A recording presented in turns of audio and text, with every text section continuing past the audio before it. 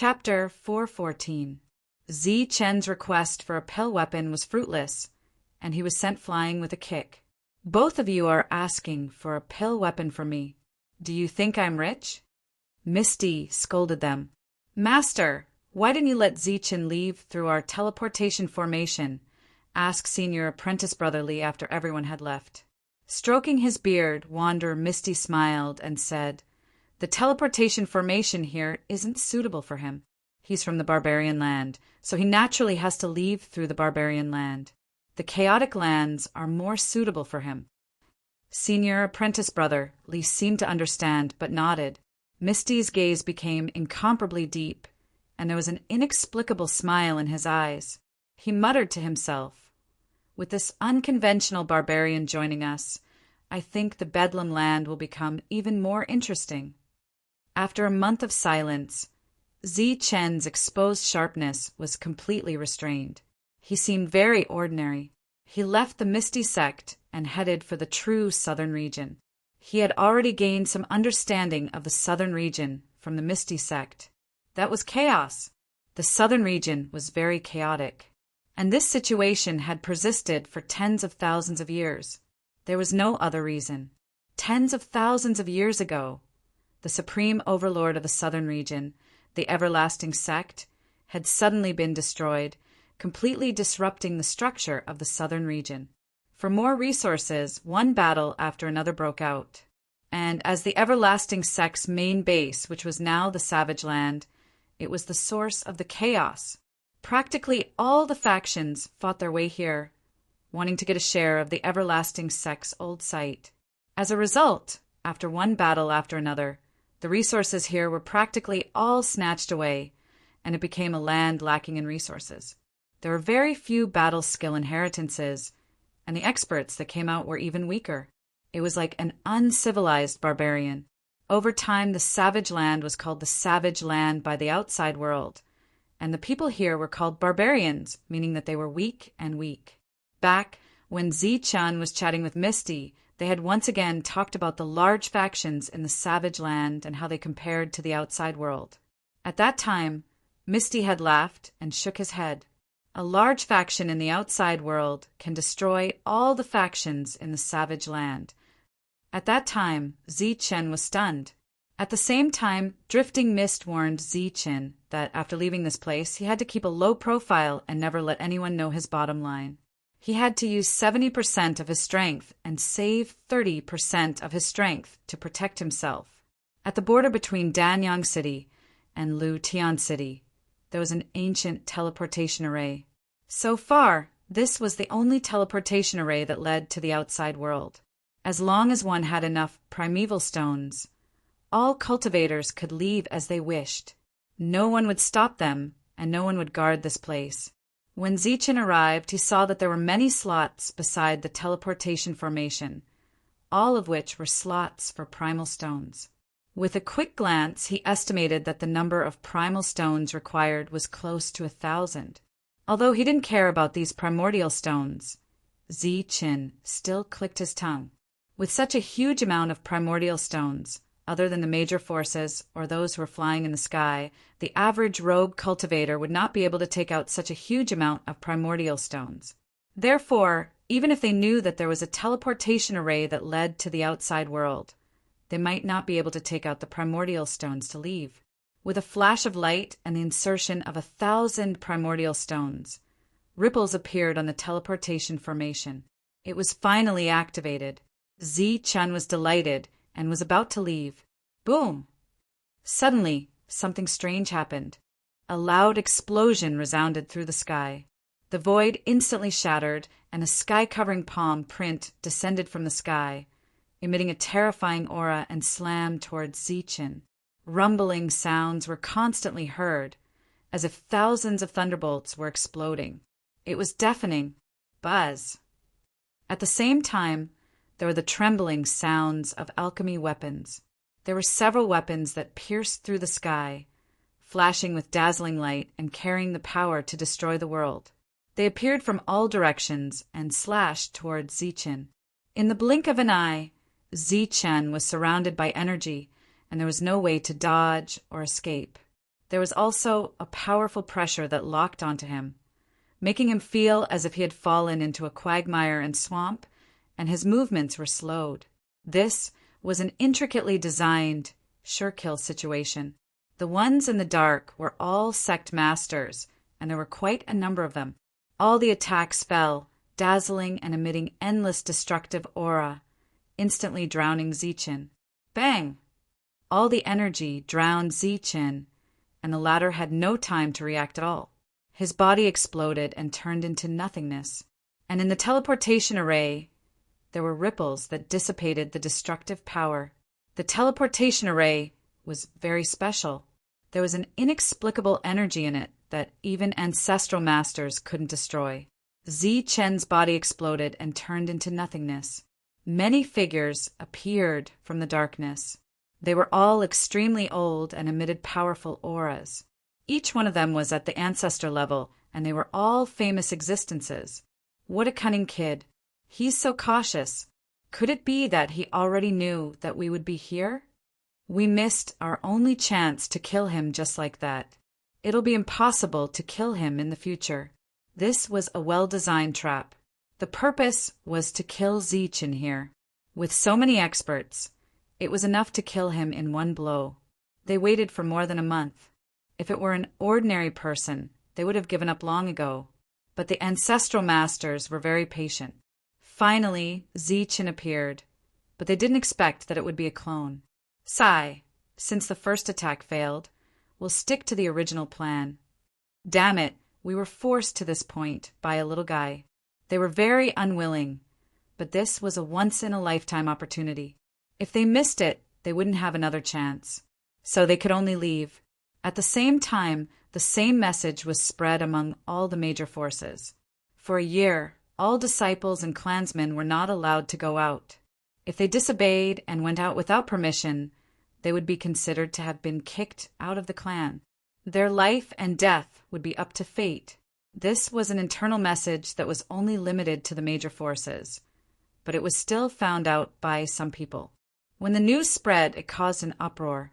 As the person involved in all this, Zichin didn't go to stop the experts of the other forces just because his clone was destroyed. For hours after his clone was destroyed, his real body appeared beside the teleportation array. He put in the primeval stones again. When the teleportation array flashed, he stepped in and left the barbarian land. Hey, barbarian. As soon as Zichin appeared in the teleportation array, he heard a surprised voice. Zichin walked out of the teleportation array and turned his head. He saw a middle-aged man not far away looking at him curiously. Zichin shook his head and smiled bitterly. As expected, he was labeled as an uncivilized barbarian the moment he appeared. It was a man in green, about 40 years old. He only glanced at Zichin for a moment before retracting his gaze and saying indifferently, "Follow me." After he finished speaking, he turned around, leaving Zichin with the back of his head. This is too unwelcome. Zichin was taken aback. He now had a deeper understanding of the situation in the barbarian land. According to Wander Misty, after arriving here, someone should at least give you an introduction to this place and the environment. But now the other party didn't say a word. It was obvious that he couldn't be bothered with him. The other party didn't speak and directly walked forward. Zichin could only follow. The two didn't speak, and the atmosphere was a little heavy. "Can I ask where this place is?" Zichin asked. Now that he was in a foreign place, he had to figure out where he was. As expected of a barbarian, "You don't even know where this place is." It seems the barbarian land is not only lacking in resources, but also in information. The middle-aged man shook his head, his eyes full of disdain. But he still said, "This is the Bedlam land." The Bedlam land, what a strange name. Isn't this the southern region? Zichin asked doubtfully. The middle-aged man's expression instantly turned ugly. The southern region's Bedlam land. Then where are you taking me? Zichin's idiotic questions made the middle-aged man impatient. In the end, he said, "This is the Bedlam land. There are no rules here. Everything is based on plundering resources. This teleportation array is currently under the management of the Wild Wolf Stronghold, so you are a member of the Wild Wolf Stronghold. From now on, you will serve the Wild Wolf Stronghold. Why should I serve the Wild Wolf Stronghold? Chen didn't understand. Because this is the Wild Wolf Stronghold's territory, because you are a barbarian, and because these are the rules of the Bedlam land. The middle-aged man coldly said. This was a Zephyr Realm expert. His strength was similar to Chen's, both at the early Zephyr Realm, but he was even more arrogant than the average late Zephyr Realm expert. Chen asked a few questions, and the middle-aged man only answered one when he became impatient. In the end, when he got tired of asking, the middle-aged man directly said, Enough! You barbarians are weak and will die quickly. You are just cannon fodder. The less you know, the better. For the rest of the journey, the middle-aged man really didn't say a word. Chen also didn't ask any more questions. But in his heart he had a deeper understanding of the situation in this barbarian land.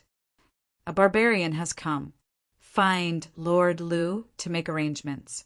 Half an hour later, Chen saw a few buildings. A figure appeared from within. At this time the middle-aged man spoke. A figure walked out from one of the buildings and nodded to the middle-aged man, saying, Lord Lu is not here. Leave it to me. The middle-aged man also nodded and then turned to leave.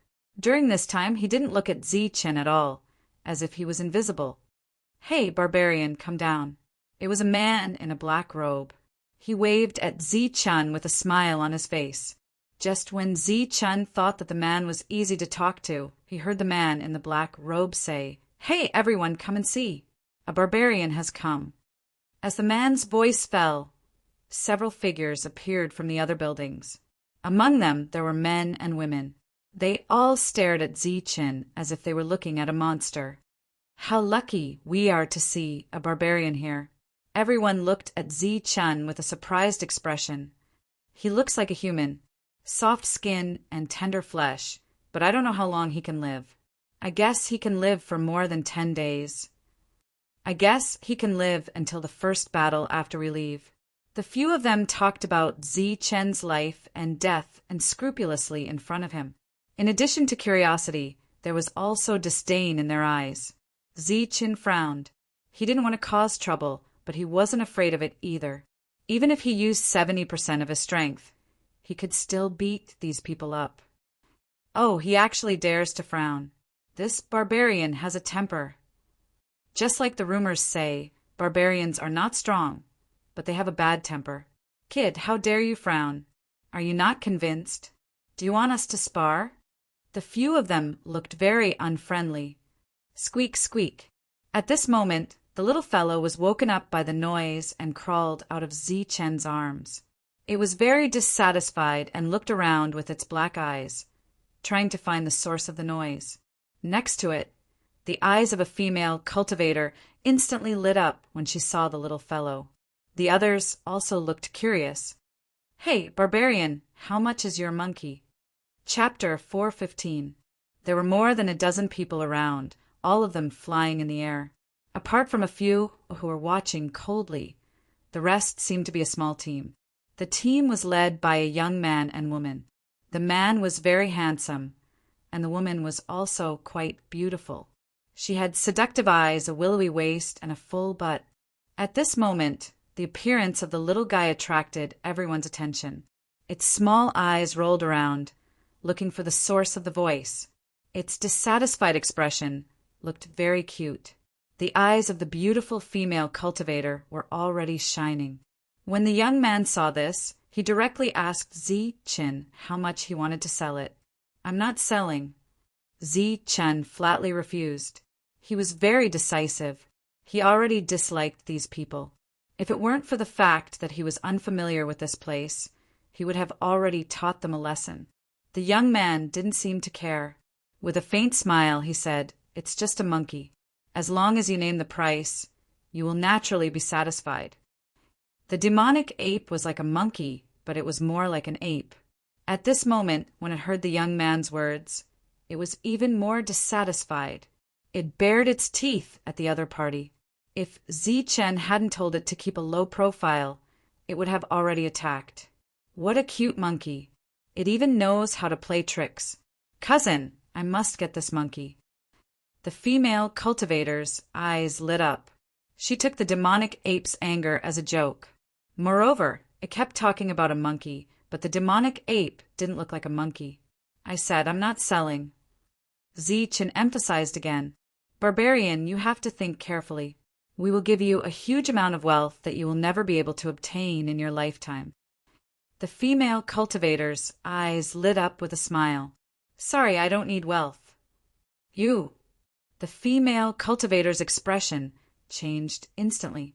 You, barbarian, you don't know how to appreciate favors. Kid, do you know who we are? How dare you make our young lady angry? Quickly hand over the stupid monkey and apologize. A cultivator next to her said. Squeak, squeak. The little guy was even more dissatisfied. If Zi Chen hadn't held its little head, it would have jumped out and attacked. It actually has intelligence. The young man's eyes flashed with a strange light. At the same time, a light circulated in his hand and a small bag appeared. As the bag was opened, a dazzling light instantly appeared. Zi Chen's expression changed. They were small stones of various colors and were very beautiful. Even though they were very far away, one could still feel the extremely dense origin power undulations within them. High-grade primordial stones. Oh my God, it's actually high-grade primordial stones. There are at least 50 in this bag. How generous! A series of exclamations rang out, and the sound of people sucking in cold breaths could be heard all around. Primeval stones were divided into 3 grades, high, medium, and low.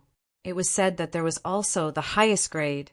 Among the 3 grades of primeval stones, high grade was the highest, medium grade was second, and low grade was the lowest. As for broken primeval stones, they couldn't even be ranked. In every place, low-grade primordial stones were in circulation. As for mid-grade and high-grade primordial stones, they were extremely rare. In terms of conversion, 1 mid-grade primordial stone could be exchanged for 100 low-grade primordial stones, but 100 low-grade primordial stones could not be exchanged for 1 mid-grade primordial stones. Their prices were mostly around 130 to 150. As for high-grade primordial stones, they were generally not traded. Only the truly powerful forces could possess them. Here are 50 high-grade primordial stones. The young man laughed, revealing an arrogant look. Oh my God, so many high-grade primordial stones to buy a stupid monkey. This barbarian really made a profit. Of course, 50 high-grade primordial stones, if exchanged for medium-grade primordial stones, would be worth at least a few thousand. It's enough for him to cultivate for a long time. This barbarian not only made a profit, but also made a huge profit. Everyone looked at Zi Chen enviously. When a cultivator broke through to the Zephyr realm, using low-grade primordial stones to cultivate would be very slow. Only by using the pure medium-grade primordial stones could one speed up the breakthrough. Hearing the discussions around, Zi Chen already knew the value of these primordial stones, but he still shook his head. Not trading. Oh my God, is this kid crazy? Such a high price, and he still doesn't want to trade. Humph, it's not that he doesn't want to trade, but he wants to earn more. This barbarian looks honest, but I didn't expect him to be so greedy and cunning. In their opinion, using dozens of high-grade primordial stones to buy a stupid monkey was enough to be called rich and overbearing.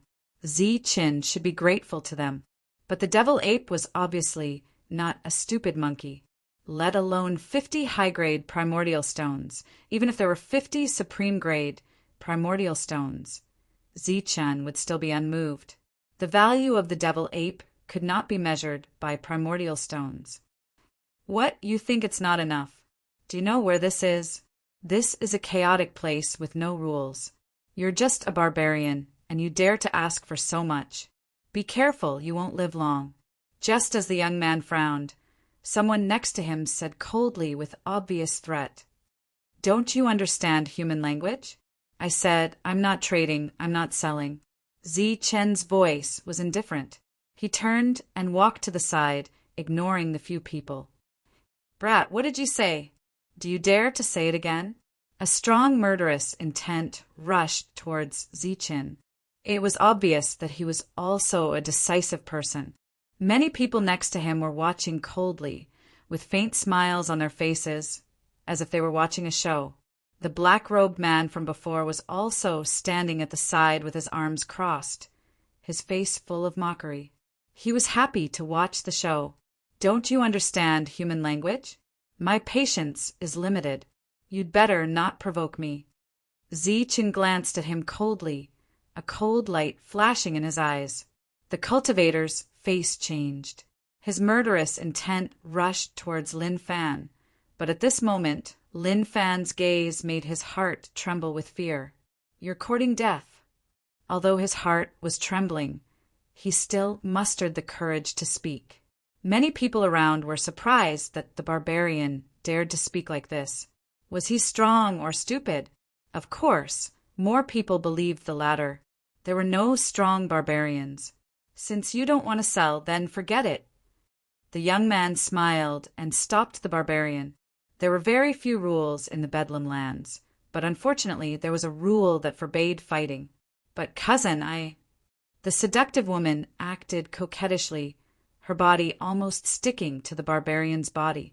This was only a small interlude. As expected, the barbarian didn't make things difficult for Zichen. Instead, he walked into a building. During this time, the dissatisfied voice of the seductive woman could be heard. The devil ape stuck out its tongue and gestured, causing Zichen to chuckle. Soon, a group of people appeared again, their faces full of smiles. They seemed to have forgotten their previous unhappiness.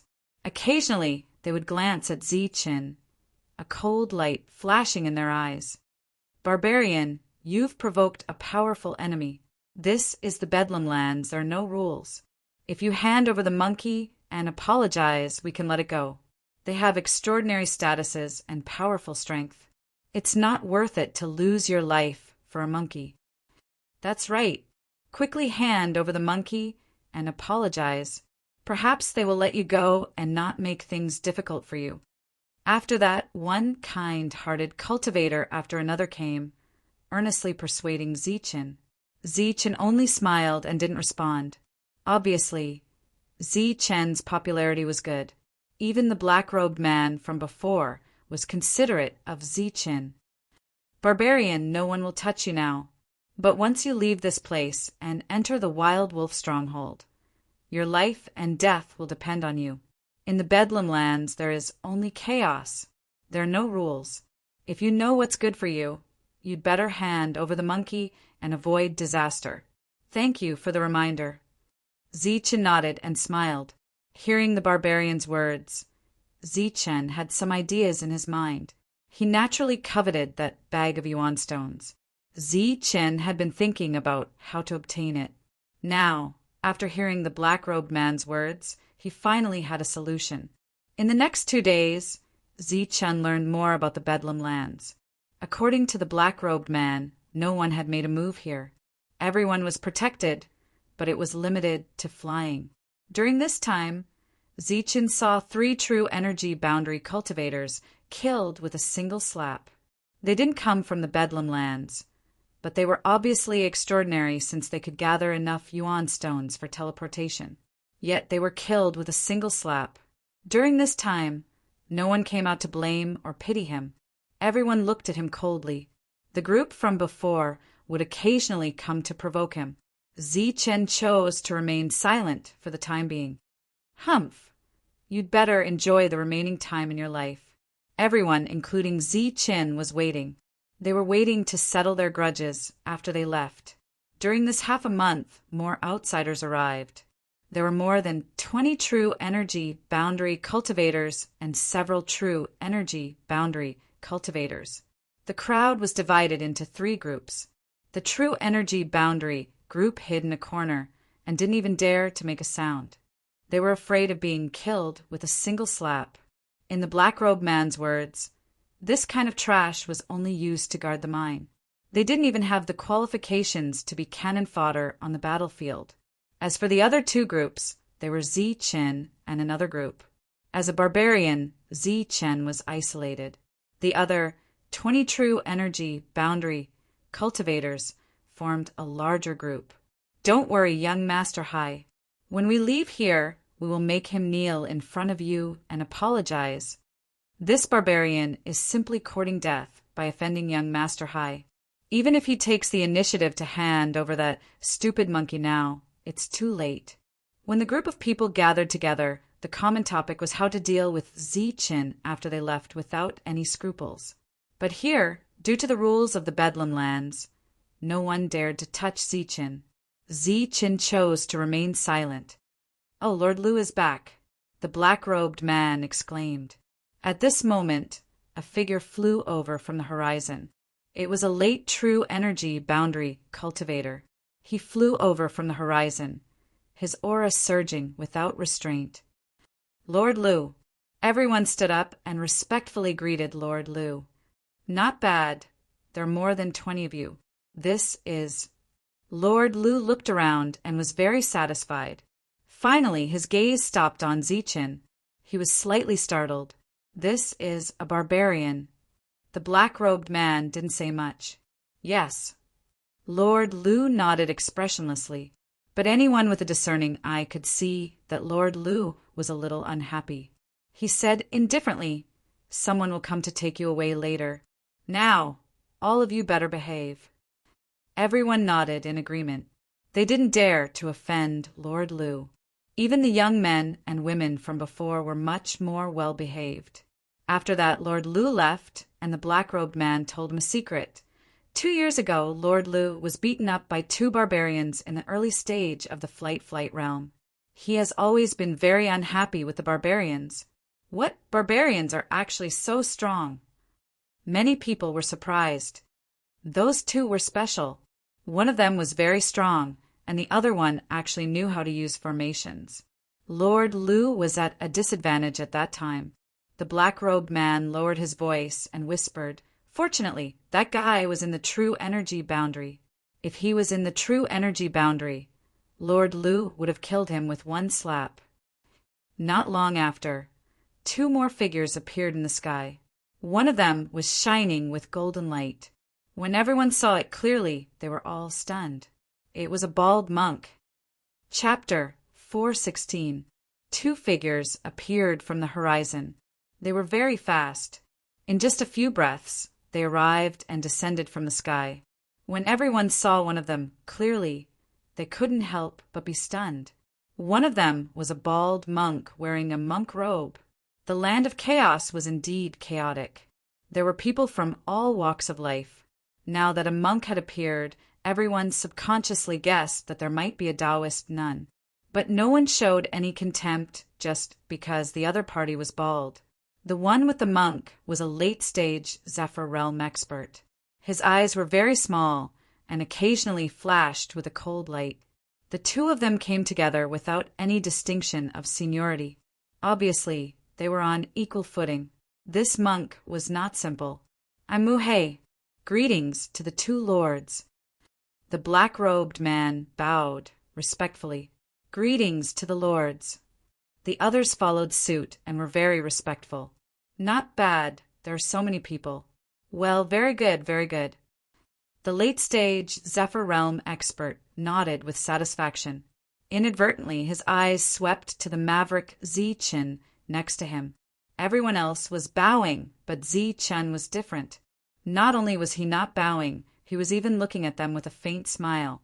The late-stage Zephyr Realm expert was stunned and immediately showed a dissatisfied expression. "Why don't you bow when you see the lords?" Mu Hei's face changed when he saw them. Others didn't know the identity of the 2, but Mu Hei knew very well that neither of them were easy to deal with. First of all, this lord was the 7th head of Wild Wolf Bandits. He had many Zephyr Realm experts under him. He was very powerful and famous. His methods were ruthless, and he killed people like flies. Few people dared to provoke him. He once killed hundreds of cultivators in a day. As for this monk, although he seemed to be at the mid-stage Zephyr realm, his combat strength was terrifying. When he appeared 2 years ago, he was only at the early stage Zephyr realm. He refused to be controlled by the eighth head. In a battle, he almost killed the other party and became the eighth head, causing a huge sensation. Now, a mere barbarian dared to put on airs in front of the two heads. He was simply courting death. Lords, I'm really sorry. This is a barbarian who doesn't know the rules. Mu He hurriedly apologized and explained. It was not for Zichen, but because he was afraid that he would be implicated. The other 20 or so Zephyr Realm experts also secretly glanced at Zichen, their eyes full of ridicule and disdain. Barbarian. Tua Ao was slightly startled. Then he felt relieved and said, "No wonder he is so unconventional. It turns out that he is a barbarian who does not know the immensity of heaven and earth. It is understandable that he has no rules." Tua Ao glanced at the monk and said with a smile, "Master Shan seems to come from the same place as you. It's fate that we met. Anyway, you only have one spot this time. Why don't you take him?" Tyrant didn't speak, nor did he look at Zichen. Instead, he looked at the 20 or so people in front of him. A faint golden light flashed in his eyes, as if he was choosing a suitable candidate. Tua Ao shifted his gaze away from the monk. There was a hint of disdain at the corner of his mouth as he said, "Let me introduce him to everyone." He pointed at the monk and said, "This is the 8th leader of Wild Wolf Stronghold, Master Kindness. We pay our respects to Great Master Shan." The group of people bowed respectfully again. Tua Ao nodded with satisfaction. "This time Great Master Kindness and I will choose together. Although Great Master Kindness only has one spot, he has the right to choose first. He will choose the true elite experts, so you should feel honored. As for the rest, follow me. I am Tua Ao, the 7th leader." After that, everyone bowed again to Tua Ao. Of course, Zichen was excluded. Tyrant's eyes flashed as he looked at the 20 or so people in the sky. It seemed that he was having a hard time making a decision. "Master Tua Ao, we came together. We really don't want to be separated. Moreover, we are not elites. We hope to follow Master Tua Ao." At this moment, the young man spoke. "Yes, we are together. Moreover, we are not elites. We hope that Master Tua Ao will take us in. We really don't want to be separated." The others nodded and spoke one after another. Tua Ao was delighted. These people were indeed not barbarians. However, on the surface he said awkwardly, "This is not good. After all, Great Master Kindness chose first. We can't break the rules." "Master, isn't it just choosing an elite expert? We have one here. Look at this man who didn't even bow when he saw the two masters. He has the pride of an elite expert. I think he must be the elite that Great Master Kindness is looking for." The young man said, Yes, this man is handsome and dignified. No matter how you look at him, he looks like an elite expert." The people who were calling him a barbarian before were now calling him a man. They couldn't wait to praise Zichen to the heavens. That makes sense. When Tua Ao heard this, he nodded solemnly and said, "Although the barbarian land is full of uncivilized barbarians, there are also real, strong people. Master Shan is one of them. 2 years ago, there were also 2 who made Lu Tong suffer a great loss. Recently, there have been many rumors about barbarians showing their power in the land of turmoil. This young man can break through to the spirit origin realm at such a young age. He has a dignified appearance, heroic spirit, and extraordinary power. I think he must be a powerful person. Great Master Kindness, please don't decline." "That's right. I hope Great Master Kindness will not decline," the others said in unison. The monk's expression was indifferent. There was no joy in it. He asked calmly, "Are you really not considering going to the 8th Brigade with me?" Although his words were indifferent, everyone could hear the unwillingness in his heart. Great Master Kindness, we want to go, but the gap between us and the elite experts is too big. We think this man is the real elite candidate. Moreover, he came from the same barbarian land as Great Master Kindness. It can be said that it's fate. The young man looked embarrassed, but his eyes were full of ridicule. After hearing that Great Master Kindness came from the barbarian land, his heart was filled with contempt. He was even more disdainful of the so-called 8th Brigade. Of course, if Great Master Kindness is in a difficult position, you can also choose from here. It's also possible that a future elite expert will appear here. The young man pointed to the side. There were some true energy realm cultivators that no one cared about. Good and evil monk smiled indifferently and looked at Tuo Ao again. The latter's face was full of ridicule, waiting for him to watch a good show. He, Zi Chen, an unparalleled sky martial artist who broke through to the Zephyr realm. Of course, he's invincible in the Zephyr realm. No one cares about him. The monk snickered in his heart. He had already seen Zichen and even communicated with him through spiritual thoughts. They were teasing the monk, saying that Zichen was an elite expert. Little did they know that the two were old friends and had been communicating with each other through spiritual thoughts.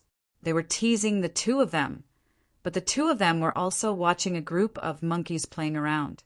Not to mention a few Zephyr realm cultivators. Even Tuo Ao was not enough in front of Zichen. Damn monk, are you sure there are no rules here? Zichen asked again through telepathy. There's only one rule here, which is to rob. Rob whoever you don't like. You can rob women, rob resources, rob everything. The monk also replied through telepathy. You perverted monk, how dare you rob women? After looking around and seeing everyone's mocking expression, the monk said awkwardly, If that's the case, I'll reluctantly accept. Haha, Master Kindness, it's your luck to have such an elite expert. You should seize this opportunity. That's true. Such an elite expert is hard to come by. Master Kindness, you can't miss this opportunity. Everyone laughed. That's right. Buddhism is about karma and Buddha's fate. It's fate that we met. Then I'll agree. The monk put his palms together and chanted Buddha's name. However, he was met with laughter. If a barbarian was an elite expert, then there would be no elite experts in the world. This monk must be blind to believe in a few words. Elite expert, are you willing to follow me to the 8th Battalion?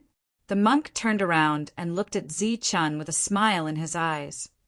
I'm willing to follow you. Zi Chun also smiled. The two of them looked at each other. Everything was understood without words. Haha, he's indeed an elite expert. Haha, I'm dying of laughter.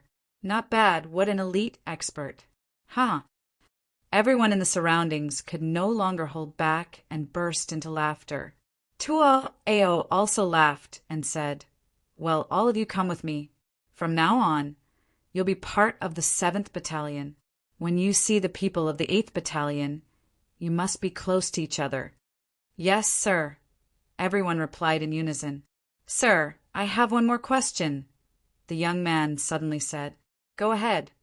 I want to ask, now that we've joined the 7th Battalion, are we no longer protected by the rules here? After the young man finished speaking, he glanced coldly at Zi Chin. Tuo Ao glanced at them and understood what was going on. He was very satisfied and nodded. Yes, your life is now in your own hands. Any conflicts can be resolved here. Okay, thank you, sir. After the young man finished speaking, he turned to Zi Chen and said, Elite expert, come and settle our grudges. After that, he walked towards Zi Chen with an unfriendly face. What grudges do we have? Zi Chen glanced at them. What do you think? More than 20 of them flew up and surrounded Zi Chen in an instant. The monk stood at the side, not saying a word. Looking at more than 20 fierce people, Zi Chen was very nervous. He hugged the demon ape tighter in his arms and asked the monk for help. Master, save me. Amit Ba, Out of here, life and death are up to fate. This poor monk can't help you." The monk put his palms together and looked solemn. As soon as he finished speaking, the crowd once again burst into laughter. "Now no one can protect you. It's too late even if you hand over that stupid monkey. How dare you talk back to me? Today I'll break your mouth." "Damn barbarian, you really think you're an elite expert.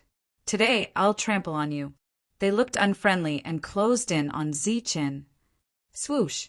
Zichin didn't say a word and turned to leave. He wasn't slow at all. "Oh, that barbarian ran away. Chase him." More than 20 people rose into the air and chased after Zichin. They weren't slow and soon caught up with Zichin. Then a fierce battle ensued. Zichin was no match for them at all. He was sent flying in a few moves, and the demon ape in his arms was also taken away. Beat his face until it's swollen. He really thinks he's an elite expert, the young man said proudly. Boom! Chapter 417.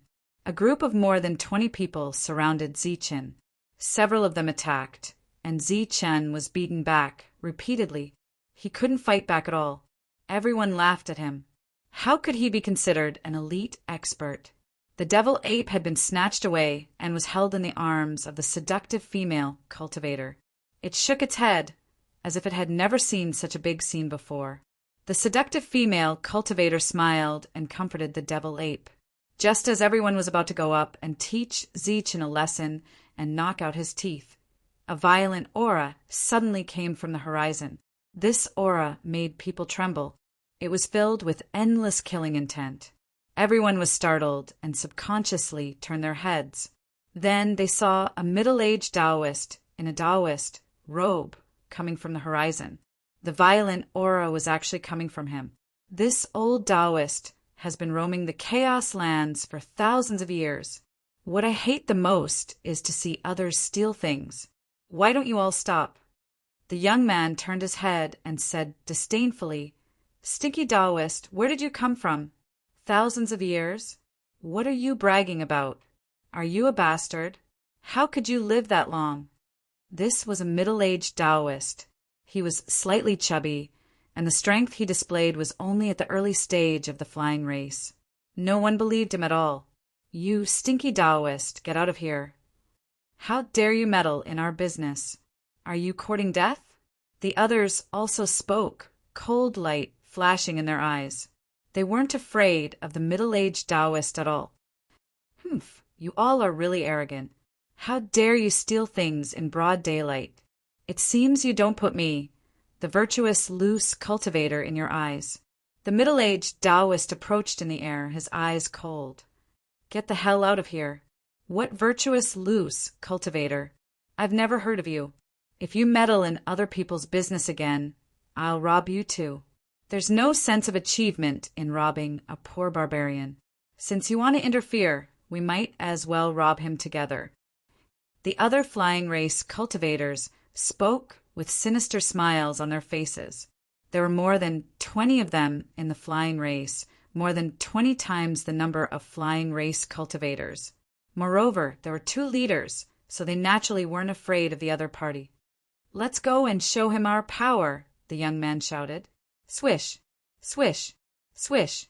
As soon as he finished speaking, several rays of light flashed and 7 or 8 people rushed toward the middle-aged Taoist. Their eyes were cold and they had smug smiles on their faces. This Taoist has lived in the bedlam for thousands of years. "Who doesn't know me? The virtuous loose cultivator. You little brats dare to mess with me? I won't let you off today." The middle-aged Taoist was furious. He turned around and charged forward. There was no powerful aura circulating around his body, but his every movement had a natural and unrestrained rhythm, like flowing water. He lightly struck out with his palm, but it contained an inexplicable energy. "Smelly cow knows you're courting death," one of the Taoists shouted as he clenched his fist and punched out. His origin energy surged as he punched towards the Taoist priest. Bang! A fist collided with a palm, resulting in a deafening explosion. Following that, The Yukon cultivator let out a blood-curdling scream as he was sent flying backwards. His right arm was pulled back and his facial features were distorted from the pain. His entire arm was almost shattered by the Taoist palm. The middle-aged Taoist priest didn't have any injuries on his body. He didn't even stop moving as he charged towards the others. After sending one of them flying, the other attacks arrived. The surging energy emitted a brilliant light and instantly engulfed the Taoist priest. Rumble. A rumbling sound was heard as the energy exploded. A destructive aura rippled and rushed in all directions. Is he dead? Being engulfed by such terrifying energy, he's dead for sure.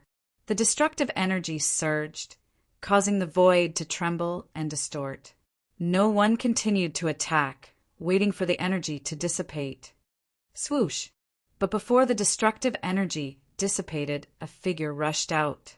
It was the middle-aged Taoist priest. His Taoist robe fluttered, and his eyes were even colder. The energy explosions didn't leave any wounds on his body. Even his Taoist robe wasn't damaged. Everyone's expression changed. The middle-aged Taoist priest's strength was beyond everyone's expectations. The Taoist priest appeared in a flash and charged towards the others. After that, he simply struck out with his palm. It was natural and unrestrained with a certain rhythm. Bang! One of the Yukon cultivators was swept by the palm wind. He grunted as blood flowed from the corner of his mouth. His body flew backwards, and the energy shield around him shattered immediately. Puff! The palm wind hit one of the Yukon cultivator's chest, and the latter coughed out blood like a kite with a broken string. This was a shocking battle. The middle-aged Taoist priest was extremely powerful. It was as if he was invincible. His palm landed lightly, and if it hit one of the Yukon cultivators, that person would definitely vomit blood and fly backwards. Even if they were swept by the palm wind, blood would still flow from the corner of their mouth. In just a few breaths' time, the first 7 or 8 Yukon cultivators were all defeated. They were all wailing in pain, suffering different degrees of injuries. The others were already stunned. What kind of combat power was this? 1 against 8, and he still won. How dare you steal in broad daylight? Today, I will definitely teach you all a lesson. The middle-aged Taoist priest snorted, and the aura around him became sharper. Damn Taoist priest! I don't believe that you can fight 20 alone. The young man's expression became unnatural. The middle-aged Taoist priest's combat power surprised him, but it didn't scare him to retreat. If he won against 8, then what about 20? Kill! As soon as he finished speaking, shouts shook the sky, and monstrous killing intent filled the air. A group of people rushed towards the Taoist priest and began to gang up on him. At this moment, Zi Chen became the target of abandonment. He stood aside in the air, and no one cared about him. Only the woman holding the demon ape was not far away. Barbarian, what are you looking at? This monkey is already mine. If you dare to have any ideas about it, I will kill you. The seductive woman said and glared at Zi Chen fiercely. Zi Chen was expressionless, as if he was frightened. He turned his head to look at the battlefield, but a hint of mockery flashed in his eyes. In the distance, the situation of the gang had taken shape. Colorful light flowed, and spiritual weapons appeared one after another, displaying endless power. They were like streaks of lightning and attacked the middle-aged Taoist priest. There were more than 20 spiritual weapons, and they formed an inescapable net. Sword chi swallowed and cold light surged. Dense killing intent filled the sky. At the same time, there was an overwhelming energy attack that filled the entire sky. Ripples of destructive aura fell from the sky and slashed towards Zichen. Rumble. The attacks of more than 20 experts caused the sky to tremble. The void was constantly distorting, and there were signs of it shattering. Humph, let's see if you can still survive. The young man's eyes flashed with killing intent. He thought that the 20 of them could destroy the enemy, so he was full of confidence. However, in the next moment, this confidence was shattered by the middle-aged Taoist priest. Facing the siege of the crowd, the middle-aged Taoist priest went completely berserk. He displayed a kind of extreme speed, and his figure was like a ghost as he dodged one energy attack after another. Then he struck out with his palm. The light palm carried a faint palm wind, but it contained an inconceivable amount of energy. When a spiritual weapon slashed over, it shattered with a cracking sound. Pow! The spiritual weapon shattered, and cold light scattered in all directions. Everyone was shocked to see a spiritual weapon shattered in one strike. However, this was only the beginning. The shattering of a spiritual weapon was not a coincidence. Pow! Pow! After that, the middle-aged Taoist priest continued to strike. As his palm and finger landed, cracks appeared on the spiritual weapons one after another, and they finally shattered.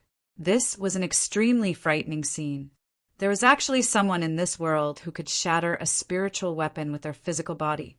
Following the continuous sounds of explosions, one spiritual weapon after another was shattered. Everyone was shocked. Then, the middle-aged Taoist priest charged at a cultivator and struck out with his palm. Uft! The cultivator coughed out large mouthfuls of blood, and several of his bones were broken. He felt as if he had been hit by a mountain, and he was directly sent flying.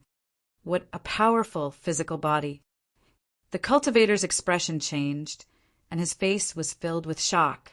However, he only had time to say one sentence before his head tilted to the side, and he fainted. In just a few breaths, there were nearly 10 people who had been knocked unconscious. Such battle strength made everyone tremble. Apart from shock, their eyes were also filled with disbelief. They were unable to imagine how a mere early stage Zephyr could have such powerful strength. One strike was enough to knock out a cultivator of the same level. Everyone felt their hair stand on end. At this moment, there were even people who wanted to flee. They were not a group to begin with, and they were all pulled over by the young man. I said that I would teach you all a lesson today. The middle-aged Taoist priest's eyes were cold, and he displayed his extreme speed. In an instant, one of the people who wanted to flee was sent flying back. Everyone was terrified and no longer dared to flee. Slap. At this moment, the clear sound of a slap rang out in the air. Everyone looked over and saw that the young man from before had been slapped by the middle-aged Taoist priest and was coughing up large mouthfuls of blood. Even an existence like him was unable to react in front of the middle-aged Taoist priest. You dare to steal from me, the virtuous wanderer? How dare you? The middle-aged Taoist priest was furious, and he slapped the young man again, causing him to see stars. Everyone was dumbfounded. This Taoist priest was too terrifying. His battle strength was great, and even his temper seemed to be very strange. He was a dignified monk, yet he slapped someone. That was too barbaric. However, no one dared to speak, and no one dared to question him. No matter where they were, strength was respected. Do you know who I am? The young man coughed up blood, and his eyes were filled with resentment. Slap, slap. The middle-aged Taoist priest slapped the young man again, and he said disdainfully, I don't care where you came from. In front of me, the virtuous wanderer, be it a snake or a cat, be it a cat or a dog. You dare to show your background in front of me? You're courting death. After saying that, the middle-aged Taoist priest slapped the young man away. Then, in a flash of light, he also knocked down a few others. Everyone was dumbfounded, no matter how they looked at him. He didn't look like a Taoist priest, but more like a hooligan. Everyone's hearts trembled. Was this really a Taoist priest? And a virtuous Taoist priest? What was he doing? Was this really a Taoist priest? I hate seeing people steal from others the most. If I see it again in the future, I'll beat you up every time I see you, the middle-aged Taoist priest said coldly as he swept his gaze over the group of people. Yes, yes, we won't dare again. We won't dare again, we won't dare again. At that moment, everyone was frightened. Even the female cultivator holding the demonic ape fell to the ground, her face pale. You've completely infuriated me. If you want me to let you go, then take out everything you have to calm me down. Otherwise, I'll kill you without mercy, the middle-aged Taoist priest shouted again. Chapter 418. Everyone was stunned. They were completely dumbfounded. If they had guessed before that this was a different kind of Taoist, then now they were completely sure that this was a real ruffian. He had nothing to do with the carefree and indifferent true Taoist in their hearts. What did he mean by he had lived for thousands of years and hated to see others snatch things? That was all nonsense. His real purpose was to get the things on them. This was not a kind Taoist who would lend a helping hand when he saw injustice. He was a different kind of Taoist who appeared purely to snatch things. What's wrong? Weren't you all very arrogant when you snatched other people's things? Why aren't you saying anything now? Tell me, do you all not want to live anymore? The middle-aged Taoist swept his gaze across the crowd and said coldly. Everyone had the urge to cry. This was really karma. They were shouting at the barbarians as if they were going to be beaten or killed. They did not put the barbarians in their eyes at all. Now, in less than a quarter of an hour, they had become the prey in the eyes of others. The Taoist was too strong. He won against 20 people. Everyone trembled and no one dared to speak. If you want to live, then hand over everything on you. Don't force this kind monk to use violence. When everyone heard this, they had the urge to curse. Only you are a monk, only you are kind. Only one of the barbarians and the female cultivators who did not participate in the battle was not injured. Among them, young Master Hai was beaten into a pig's head. Half of his teeth fell out, and he spoke with a lisp. Was this something a kind monk would do? What's wrong? None of you have any reaction. It seems that wealth is more important than life. Are you all forcing this monk to kill you? Everyone was speechless. They did not know what to do with the Taoist.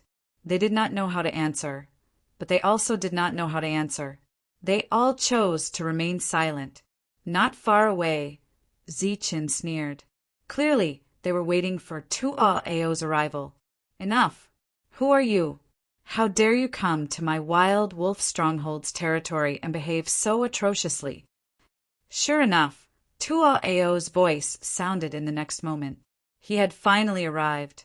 However, when the latter arrived, he saw everything in front of him with a face of disbelief. While these people were resolving their conflicts, he was holding back the monk, preventing the other party from coming over to help. He wanted to let the barbarians suffer a little. However, after hearing the loud sounds and energy fluctuations, he felt that something was amiss and hurried over. He didn't expect to see a middle-aged Taoist intimidating 20 flight users. Furthermore, they were all injured. It was clear that they had already fought and were no match for him. Tua appeared proudly and stepped forward step by step. He did not underestimate the other party just because he thought that the other party was only at the early stage of the flight of flight. Master Kindness was a clear example. Back then, when he was at the early stage of the flight of flight, he almost killed a late-stage flight of flight. Moreover, the other party was able to fight against 20 people of the same level. This was an existence that was not weaker than Master Kindness. Sir Toa is here. My lord, save us. Seeing Tuao'ao appear, everyone looked as if they had seen their savior. Their faces were filled with excitement. Who are you? Why aren't you bowing to the virtuous cultivator? However, the middle-aged Taoist immediately shouted, startling everyone. For the seventh master to bow, how big was his face? Furthermore, it was a mere early-stage Zephyr realm cultivator. This Taoist was too high quality. Tuao'ao did not look down on the other party. Instead, he was looked down on. He immediately showed a dissatisfied expression. What? Not only are you not bowing to your virtuous cultivator, you even dare to show dissatisfaction? The middle-aged Taoist glared. Everyone was stupefied once more. This Taoist was clearly deliberately looking for trouble. Did he have the confidence to deal with a late-stage flight of flight? Stinky Taoist, are your dog eyes blind? You don't even recognize Sir Toa. Wild wolf strongholds, seventh master bowed to you? Are you worthy? You want Sir to bow to you? Why don't you take a piss and look at yourself? Tuaeo frowned, his expression instantly turning cold. Some flight also took the opportunity to shout. What wild wolf stronghold, wild dog stronghold? What seventh master and sixth master? This virtuous cultivator has never heard of them. The middle-aged Taoist had a ruffian expression as he shouted at Tuaeo, seventh wolf dog, let me ask you, why aren't you bowing to me when you see me? Seventh wolf dog, what kind of name was that? And he even said that they were bowing to him. In the next moment, everyone looked down and jumped. They didn't know when, but they were all kneeling on the ground. As for Tuaeo, the high and mighty seventh master was called seventh wolf dog. When had he ever received such humiliation? His nose was about to become crooked from anger. Brazen, are your dog eyes blind? A mere early-stage flight dares to call our master that? Who gave you the dog guts? Did you eat a leopard's gall? You dare be so rude. Insulting wild wolf stronghold, insulting seventh master. You are courting death. These people were enraged from shame. After getting up, they all began to loudly berate him, venting their dissatisfaction. A bunch of flies were making a ruckus. The middle-aged priest frowned, and his face was filled with displeasure. He swept everyone with a cold gaze and said coldly, all of you kneel. How bold! Did I allow all of you to get up? You damned Taoist! Stinky Taoist! Rogue Taoist! As soon as the Taoist finished speaking, he was instantly swallowed by the clamor. Each person spoke one sentence, making 20 sentences. It could be said that the more people there were, the more words there were. The Taoist was just one person, so he naturally couldn't beat them in a war of words. Enough! Now, whoever dares to say another word, I'll kill them. In the end, the Taoist let out an explosive shout. As soon as he finished speaking, a dense killing intent appeared in his eyes. Boundless killing intent caused people's hearts to tremble. Many people subconsciously shut their mouths. Humph, Stinky Taoist, do you think you dash? But there were still people who were disdainful. Relying on their arrogance, they were not afraid of the Taoist's threat. But before he finished speaking, his voice abruptly stopped. A head flew high from the body, its eyes filled with disdain and ridicule. The headless corpse crazily spurted out blood and fell backwards. The flight that had spoken was instantly beheaded. Everyone was stunned, so frightened that they shut their mouths. No one saw how the Taoist attacked, and by the time they noticed, the Taoist was already dead. Everyone felt a chill down their spines, feeling a cold wind on their necks. Many people were glad that the one who spoke just now was not them. The Taoist was still standing in the same place, as if he had not moved a single step. But in the distance, a flight had died. Such a strange speed was shocking. All around there was dead silence. No one dared to speak. What a fast speed! Is this what he's relying on? Tuaeo's expression changed, coldly looking at the middle-aged Taoist. The anger that had just risen was slowly fading away under such extreme speed. Just now, when the Taoist attacked, he actually did not react.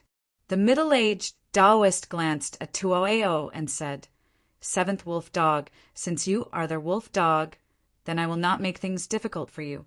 Hand over all your wealth, and I can let you go. This great virtue cultivator is not willing to kill again. Everyone was speechless, asking for all their wealth. This was not called making things difficult. In an instant, one person was killed cleanly who knew how many people he had killed. Moreover, in their hearts, each and every one of them thought that the middle-aged Taoist was too arrogant. A mere early flight dared to ask the seventh master to hand over his wealth. He really had guts. His speed was fast, but his combat power was not necessarily strong. It was possible that he could not even break through the seventh master's defense. Good, good, good. Tuao, never thought that the first time Tuao, was looked down upon and robbed of my things. It was actually an early flight of flight. Tuao's anger that had just subsided was once again ignited because of the words seventh wolf dog. He was finally angry. A cold light flashed in his eyes. If you want my wealth, then let's see if you have the strength to do so. Seventh wolf dog, I advise you to be rational. You have been here all your life, but this old Taoist has been here for thousands of years. Don't cause another bloody battle because of some worldly possessions. Seventh wolf dog, you have to think twice. Everyone was speechless. This was too outrageous, calling him seventh wolf dog. Was he trying to anger the seventh master to death? The seventh master madly roared, completely enraged. Let's fight, you stinking Taoist. Don't talk nonsense. Isn't it just a battle? Seventh wolf dog, I've been waiting for you to say that. The virtuous unfettered, have never tasted defeat in my thousands of years in the chaotic lands.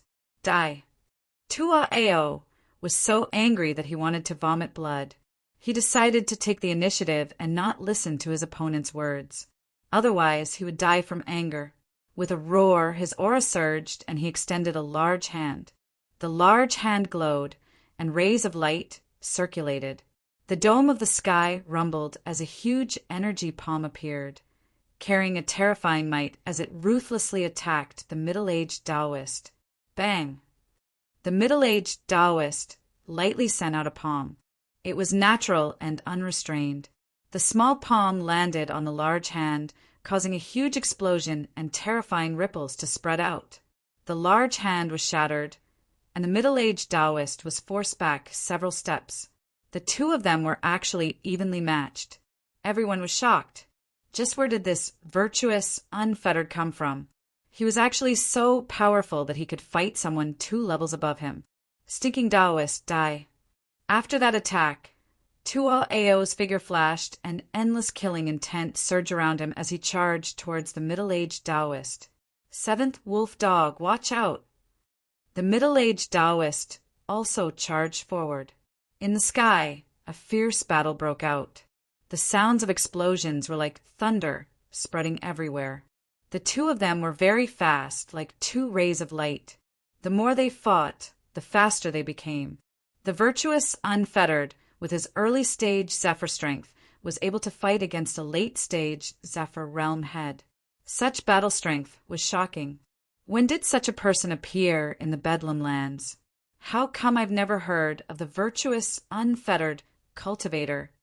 The more Tuaeo fought, the more shocked he became. His opponent's strength could be described as unfathomable. Seventh wolf dog, you're very weak. From time to time, the middle-aged Taoist's mocking voice rang out.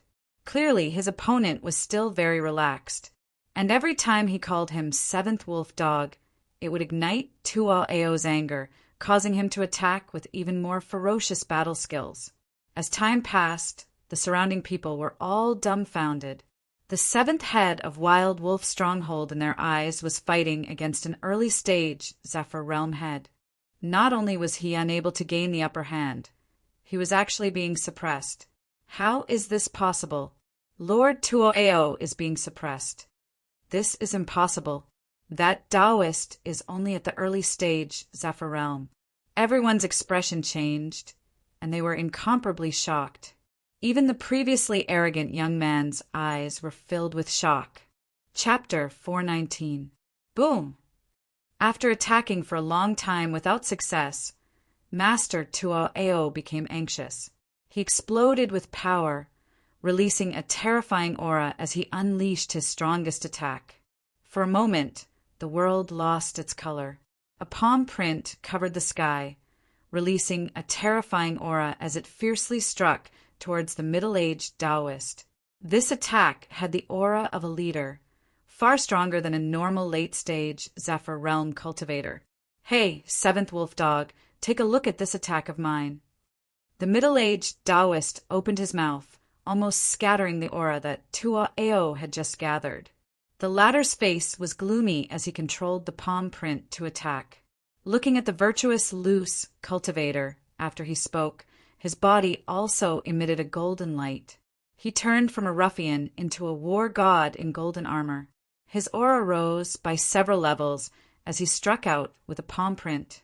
In an instant, a golden light palm print rose into the sky, and a powerful aura filled the world. This was a sign that victory and defeat were about to be decided. Everyone's eyes widened. Boom! In an earth-shattering explosion, the two palm prints exploded. Victory and defeat had been decided. Tuaeo coughed up a mouthful of blood and flew back from the sky. His eyes were filled with shock. He had actually lost. Everyone was in an uproar. Master Tuaeo, the seventh leader of Wild Wolf Stronghold, had actually been defeated by an early-stage Zephyr Realm Taoist. Looking at the virtuous, loose cultivator, he stood in the air, his robes fluttering without wind. He looked down and shouted, "Seventh Wolf Dog has already lost. If you don't want to die, hand over all your wealth." Hearing this, Tuaeo coughed up another mouthful of blood and almost fainted. Everyone's hearts were filled with despair. Even Master Tuaeo, who was at the late stage of Zephyr Realm, had lost. Who could suppress him? You want my wealth? Dream on. Tuaeo refused to accept this. His eyes were filled with unwillingness. He once again turned into lightning and rushed over from the distance. Go to hell. His body emitted a dazzling light like a burning flame. His essence, chi and spirit rose to the peak. This was a method similar to burning one's life force. Although it could be exchanged for temporary power, it would be very weak in the future. As his life force burned, Tuaeo's aura became even stronger. As he breathed in and out, this powerful aura continued to rise. But every time his aura rose, more life force would be burned. In the future, he would suffer endless pain. If it was serious, his realm might even drop. Boom! After reaching a certain limit, he unleashed a powerful attack. In an instant, the sky exploded, and a palm imprint containing a destructive aura descended from the sky. The virtuous cultivator's eyes became extremely serious. His aura also continued to climb. At a time like this, he naturally couldn't hold back. His powerful aura spread out. His entire body emitted a dazzling golden light. Murderous chi surrounded him as if there were countless resentful spirits crying out. At the same time, the sound of flowing rivers rang out from within his body. It was as if his muscles and bones were resonating at the same time, providing him with endless energy. Moreover, this was the first time he had clenched his fist and struck out with a stunning punch. The sky trembled. In this world, it was as though there was only this fist, this imposing figure. He was as tall as the heavens and earth, looking down on all life, extremely tyrannical. The overbearing, imposing figure and the glaring golden fist light became the only thing in the world, deeply imprinted in the minds of the crowd. As for Toa's attack that burned his life force, although terrifying, under this tyrannical figure, it was like an ant trying to shake a tree, overestimating its own strength. Boom! The fist light collided with the palm imprint, causing an earth-shattering sound. The void shattered like a mirror, and terrifying energy scattered in all directions. The terrifying palm imprint was shattered by the fist light. Under the impact of the powerful energy, Toa was once again sent flying. This time, in addition to coughing up blood, there was also the clear sound of bones breaking. With just one punch, Toa had suffered an unimaginable injury. In addition, a large amount of his life force had been burned, so Toa did not have the strength to strike again. Everyone was horrified. Was this the true strength of the virtuous cultivator? That golden figure was really too strong, so strong that no one had the slightest desire to fight. Even the late-stage imperial heir, who had burned his life force, was defeated in one blow. His strength was shocking. When the crowd looked up again, the imposing figure and the overbearing manner had disappeared. The middle-aged Taoist priest had once again become a rascal. The 7 wolf dogs are already half dead. No one will protect you anymore. Now hand over all your wealth. Don't force me to be rough. The virtuous cultivator stood in the air, overlooking the crowd, but there was no longer any arrogance. Do you know who we are? Whose territory this is? You dare to rob here? Do you want to die? Toa gritted his teeth and stood up with difficulty. Blood flowed from the corner of his mouth. His spirit was weak and his face was pale. I said it before. Showing off your background in front of me is useless. I don't care if you're a wolf dog or a dog. If you don't hand over your wealth today, then all of you can go to hell. The virtuous cultivator was very powerful. He did not buy it at all. His figure flashed, and he appeared in front of Toa, directly slapping him. The loud sound made everyone tremble. Moreover, with one slap, half of Toa's teeth were gone. Now I'll give you one last chance. Hand it over or not. The cold voice made everyone's heart tremble. Losing their wealth was better than losing their lives. If they lost their wealth, they could still earn it back. If they lost their lives, then their wealth would be useless. Thus, they all obediently handed over their wealth. Mother ***, are you all poor? Why do you only have so little vitality stones? The virtuous cultivator angrily shouted, searching through the spiritual rings one by one. Toa refused to hand it over, and was knocked unconscious by the virtuous cultivator with another slap. Then he forcibly took away the spiritual ring. In the bright golden light, he directly broke through the seal. This made everyone dumbfounded. A mere early-stage void flight cultivator had actually broken through the seal of a late-stage void flight cultivator. How powerful was his spiritual sense? Mother ***, a mere leader, is so poor. What a waste. No wonder he's called a wolf dog leader. Seeing a pile of mid-grade vitality stones in the spiritual ring, and even some high-grade vitality stones, the virtuous cultivator was overjoyed. However, on the surface, he was very dissatisfied. Everyone was speechless. Was this really just a Taoist? Why was his mouth full of vulgarities? He was simply a bandit. It's your turn, you little thing. The virtuous cultivator walked towards the young man. The latter's eyes were full of fear and even fear. He was so scared that he couldn't stop trembling.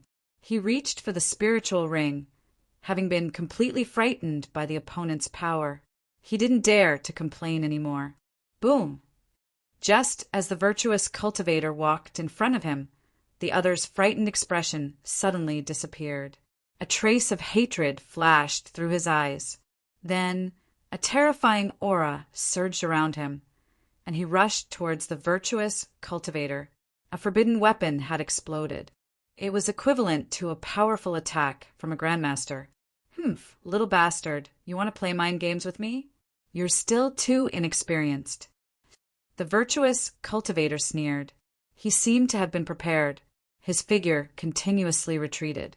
At the same time, a silver light rushed out from between his eyebrows, instantly turning into a lightning dragon. It collided with the forbidden weapon's attack, causing a deafening explosion. Seeing this scene, the young man's face was drained of all color. This time he was truly frightened. When the energy dissipated, the virtuous cultivator flashed forward. With a cold smile, he slapped out the remaining half of the other's teeth. Then he directly knocked the other out and forcefully took the spiritual ring. His movements were so clean and swift that it made one wonder how many people he had practiced this on. As expected, this guy was extremely rich.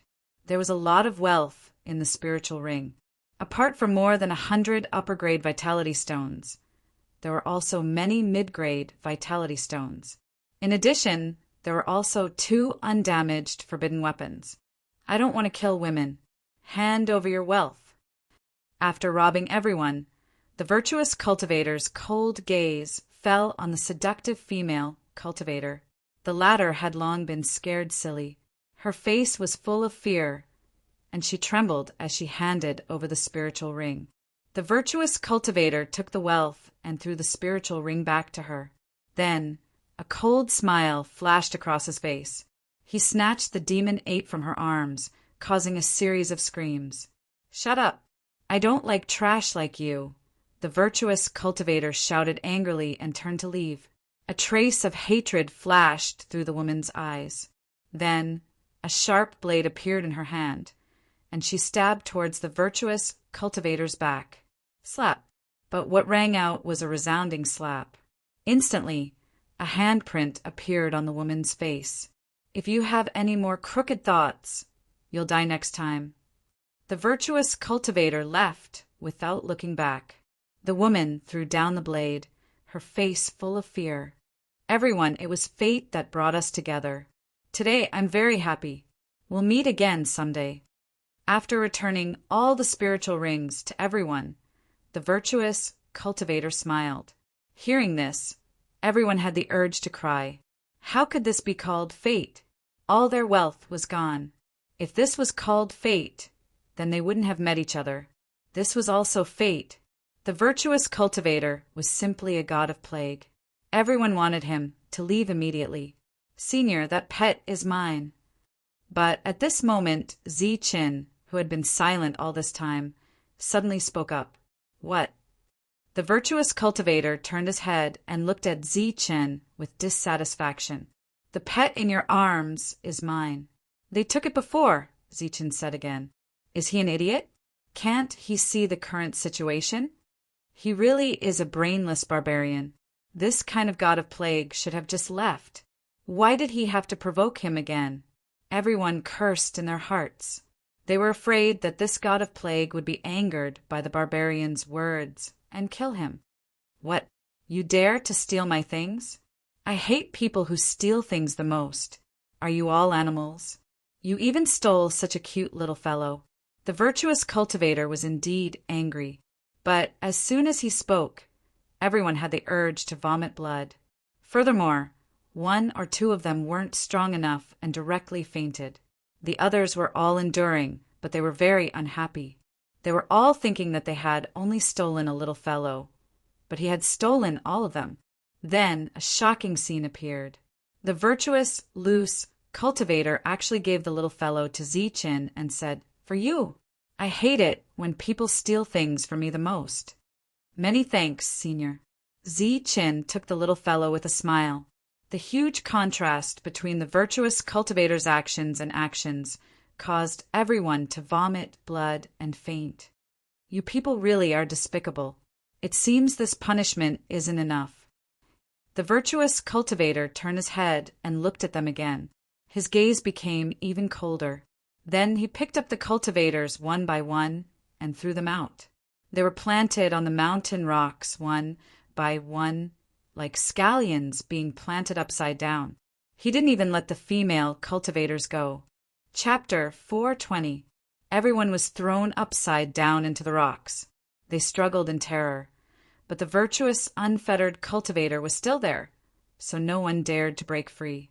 As for the Zi-Chan from before, he suddenly disappeared. The virtuous, unfettered cultivator's body flickered with golden light, and he turned back into Zi-Chan with a smile on his face. The devil ape squeaked and jumped toward Zi-Chan. Laughter echoed through the world, gradually fading away as if the virtuous, unfettered cultivator had left. Once the laughter completely disappeared, a loud sound rang out. Everyone jumped, shattering the rocks.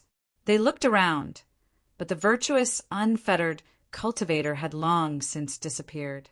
"It's you." Everyone saw Zi-Chin. He was the only unharmed barbarian who hadn't been robbed. Could it be that the virtuous, unfettered cultivator already knows he's a barbarian and knows he's poor, so he's too lazy to rob him? Everyone was speechless. That unconventional Taoist's actions were always unpredictable.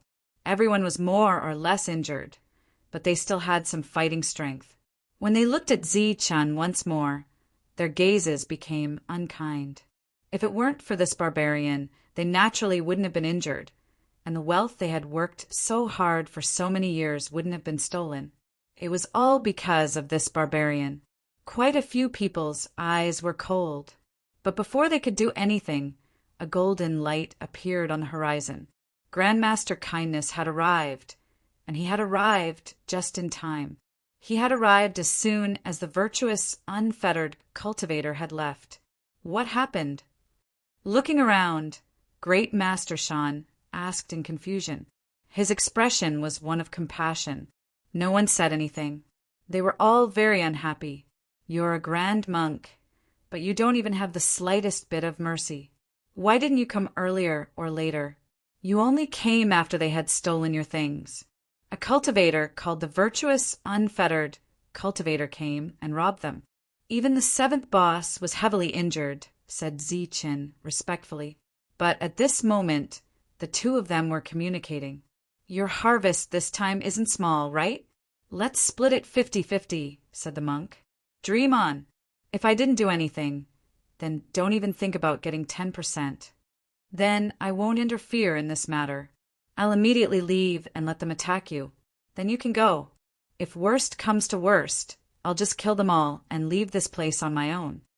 After a series of voice transmissions, they decided to split the spoils 30-70. You greedy monk, you didn't even do anything, yet you want me to take 30%. Zichen was indignant. Greedy Zichen, how could he only give me 30%? He should at least give me half of it. The monk was dissatisfied with the distribution. Virtuous cultivator? What's his background? The monk asked. I don't know.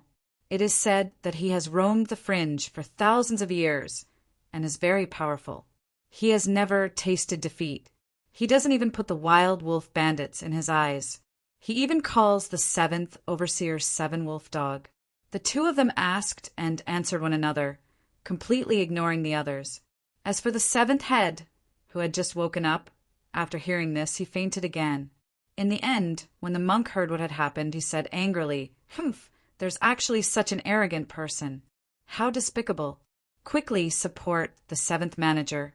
We'll go back and tell the third manager to take care of this so-called virtuous cultivator.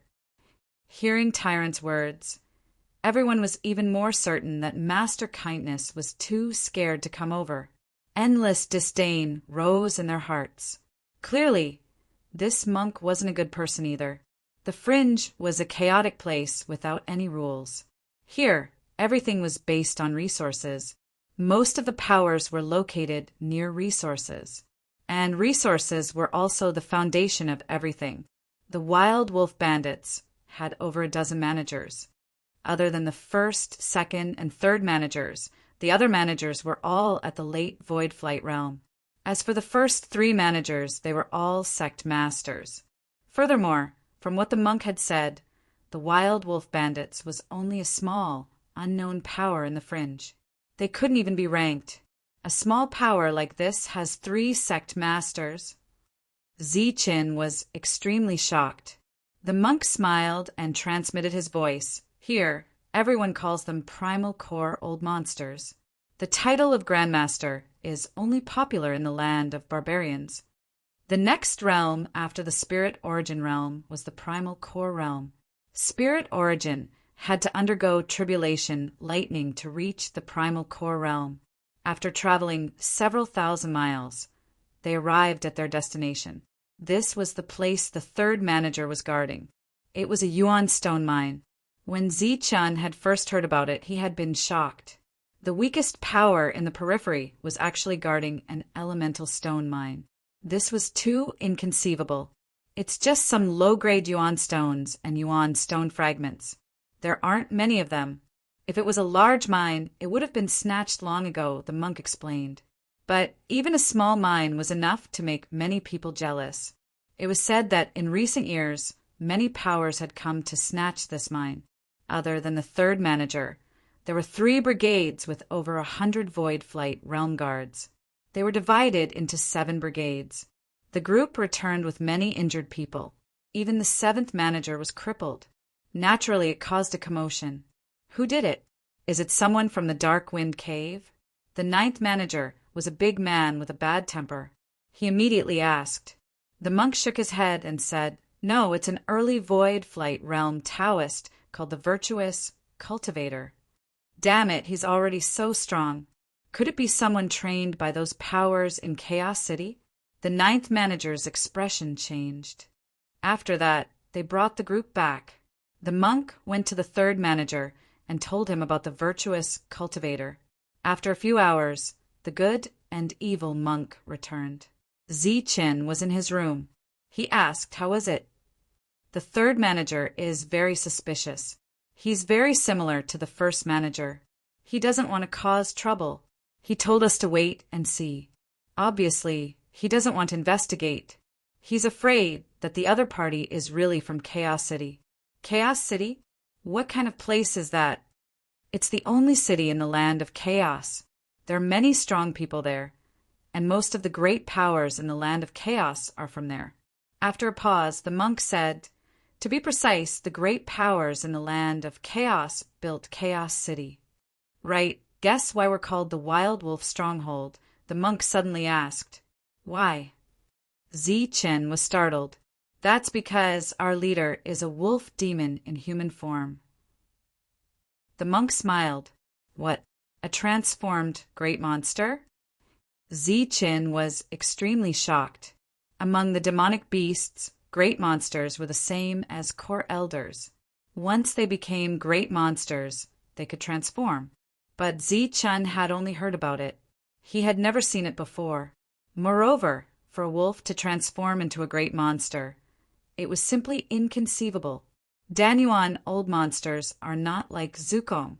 They are people who have experienced the heavenly thunder tribulation. They are meticulous and cunning. None of them are good people. When they are in power, they are cruel and merciless. They will kill all of you, but once they lose power, they will run away. They have no dignity at all. You must be careful when you meet them. The monk poured a cup of tea for Zi-Chen, saying, "Let's talk about you. You didn't die that time. Did you obtain the sage's inheritance?" "It's good that I obtained the sage's inheritance." Zi-Chen shook his head, his eyes filled with disappointment. 9 deaths and 1 life, but I only obtained an incomplete technique. There's no sage's inheritance. Maybe there is behind the door, but unfortunately I can't open it. After that, the two chatted for a long time. After drinking the 2 pots of tea, the monk finally couldn't bear it anymore and said impatiently, "Stop dawdling. Hurry up and split the primeval stones." Zi-Chen couldn't help but laugh. So, the monk had been waiting for this. No wonder he wasted so much time talking nonsense with him. He was just short of asking the monk's family. The harvest this time was not small. After robbing a leader and a dandy, he had more than 1,000 upper-grade primeval stones and 10,000 middle-grade primeval stones. It could be said to be a big harvest. Even after giving the monk 30%, Zi-Chen still had a lot left. "All right, I'm going to cultivate. You'd better not disturb me for a while." After splitting the primeval stones, Zi-Chen stayed here. As soon as he came to the Bedlam lands, he felt a sense of crisis. In this Bedlam lands, those who were qualified to fight were all Yukong warriors. Those below true energy boundary were just mining. They didn't even have the qualifications to be cannon fodder. Moreover, there were many core elders here. The Wild Wolf Stronghold was the weakest force, but there were 3 core elders. Moreover, according to what the monk said, there were many small powers in this area, and each of them had at least 1 Danyuan old monster in charge. Although Zi-Chen could fight a late Yukong warrior, he would be at a loss if he ran into a core elder. Therefore, he had to speed up his cultivation. Moreover, the monk had said that there were no rules here. Sometimes they would even rob their own people. The people here only believed in themselves. For several days, Zi-Chen cultivated and consumed his primeval stones at a crazy rate. Soon, Zi-Chen found that the harvest he had last time wasn't much, and it wasn't enough for him to break through again. "Zi-Chen, hurry up, there's a mission." The monk transmitted. In the Bedlam lands, apart from being responsible for guarding, joining a force also required one to go out and do missions. Of course, The mission content was the same every time. It was only one word: plunder. If one had to add another word, it would be plundering resources. These resources were very broad. There were refining resources, primeval stones, medicinal ingredients, and so on. Most of the plundering was focused on primeval stones and refining resources. And the Bedlam lands were like this: you plunder me, I plunder you. This continued for 10,000 years. What are we going to plunder? Zi-Chun was very excited. He was finally going to do a mission. He appeared in a flash. There were already many Yukong warriors gathered around him. Zi-Chun also found that the other two heads were also there. After a dozen days, Tuao's injuries had miraculously healed. Only his face was slightly pale. The third master spent a lot of money this time and gave him a spiritual pill. Monk Shang saw Zi-Chen's confusion and explained. What are we going to plunder this time? Zi-Chen asked. Primeval stones. The Dark Wind Caves primeval stone mine. Isn't there a core elder guarding there? Zi-Chen looked at the monk doubtfully. There's accurate news that the core elder had an accident during his cultivation. He has already left for several days. This is a once-in-a-lifetime opportunity. Chapter 421. Young Master Hai, the barbarian has appeared. A cold gaze came from where the seventh boss was standing. Many people looked over with cold eyes. It's all because of that barbarian. Through the crowd, young Master Hai saw Zi-Chen, and his gaze instantly turned cold. That day, they had suffered heavy losses. All of their wealth had been stolen, and the virtuous Luce cultivator had disappeared. All of their hatred had been placed on Zi-Chen. That brat is very cunning. He's been hiding in the monk's residence and has never appeared. Otherwise, we would have dealt with him long ago. In the past 10 days, the group had tried to cause trouble for Zi-Chen many times, but they had all returned without success. They didn't dare to attack the residence of a boss. What's the point of dealing with him? Once we get there, we'll just kill him, said young Master Hai coldly. Of course we'll kill him, but before that we'll torture him first. At the very least, we'll knock out all of his teeth. That's right, we'll slowly torture him to death. After the last battle, the 20 or so poor people had become a group. They would advance and retreat together and fight for resources together. Zi-Chen, be careful on the road. The seventh boss's people might be unfavorable to you, said the monk. Seventh wolf dog. Zi-Chen disdainfully said, apart from the seventh boss, there's also the eighth boss. I defeated him back then, so he's following the seventh boss now. He's still holding a grudge against me, but he can't do anything to me. Be careful, he might cause trouble for you, reminded the monk. Zi-Chen nodded. You should also be careful of the ninth boss. Although he looks rough, he's a sinister person. He's been a boss for so many years and hasn't died in several battles. It's obvious that he's not ordinary. The monk then told Zi-Chen a lot more. When the 3 bosses arrived, Zi-Chen saw a middle-aged man beside the 7th boss. His expression was cold, and his eyes were filled with hostility as he looked at the monk. This should be the 8th boss from back then. It's best if he doesn't provoke me. A cold light flashed in Zi-Chen's eyes. I've already explained everything. After so many years, this is the only chance. If we can successfully take the primordial stones in the mine, everyone will benefit. The 7th master and 9th master began to boost their morale. As for the monk, he did not say anything else. He merely sent a voice transmission to Lin Fan, telling him that staying alive was more important. Zi-Chen looked around and saw that there were more than 100 people in the air around him. They were densely packed, and a terrifying aura surged around them. Just a small faction alone had more than 100 Zephyrs under their 3 leaders. It was obvious how powerful the Fringe was. Under the lead of the 3 leaders, everyone set off. Barbarian, let's see where you can hide this time. When we get there, it will be your death. As soon as they left the encampment, young Master Hai led a group of 20 people in the air and approached Zichen. Then a cold glint flashed in their eyes, and their killing intent was not restrained at all. It was Zichen's first time here, so he only knew the monk. At this moment, many people in the sky looked at him with a mocking expression, ready to watch a good show. No one would meddle in other people's business. Barbarian, you'd better enjoy the rest of your wonderful time. You don't have much time left. You should enjoy it.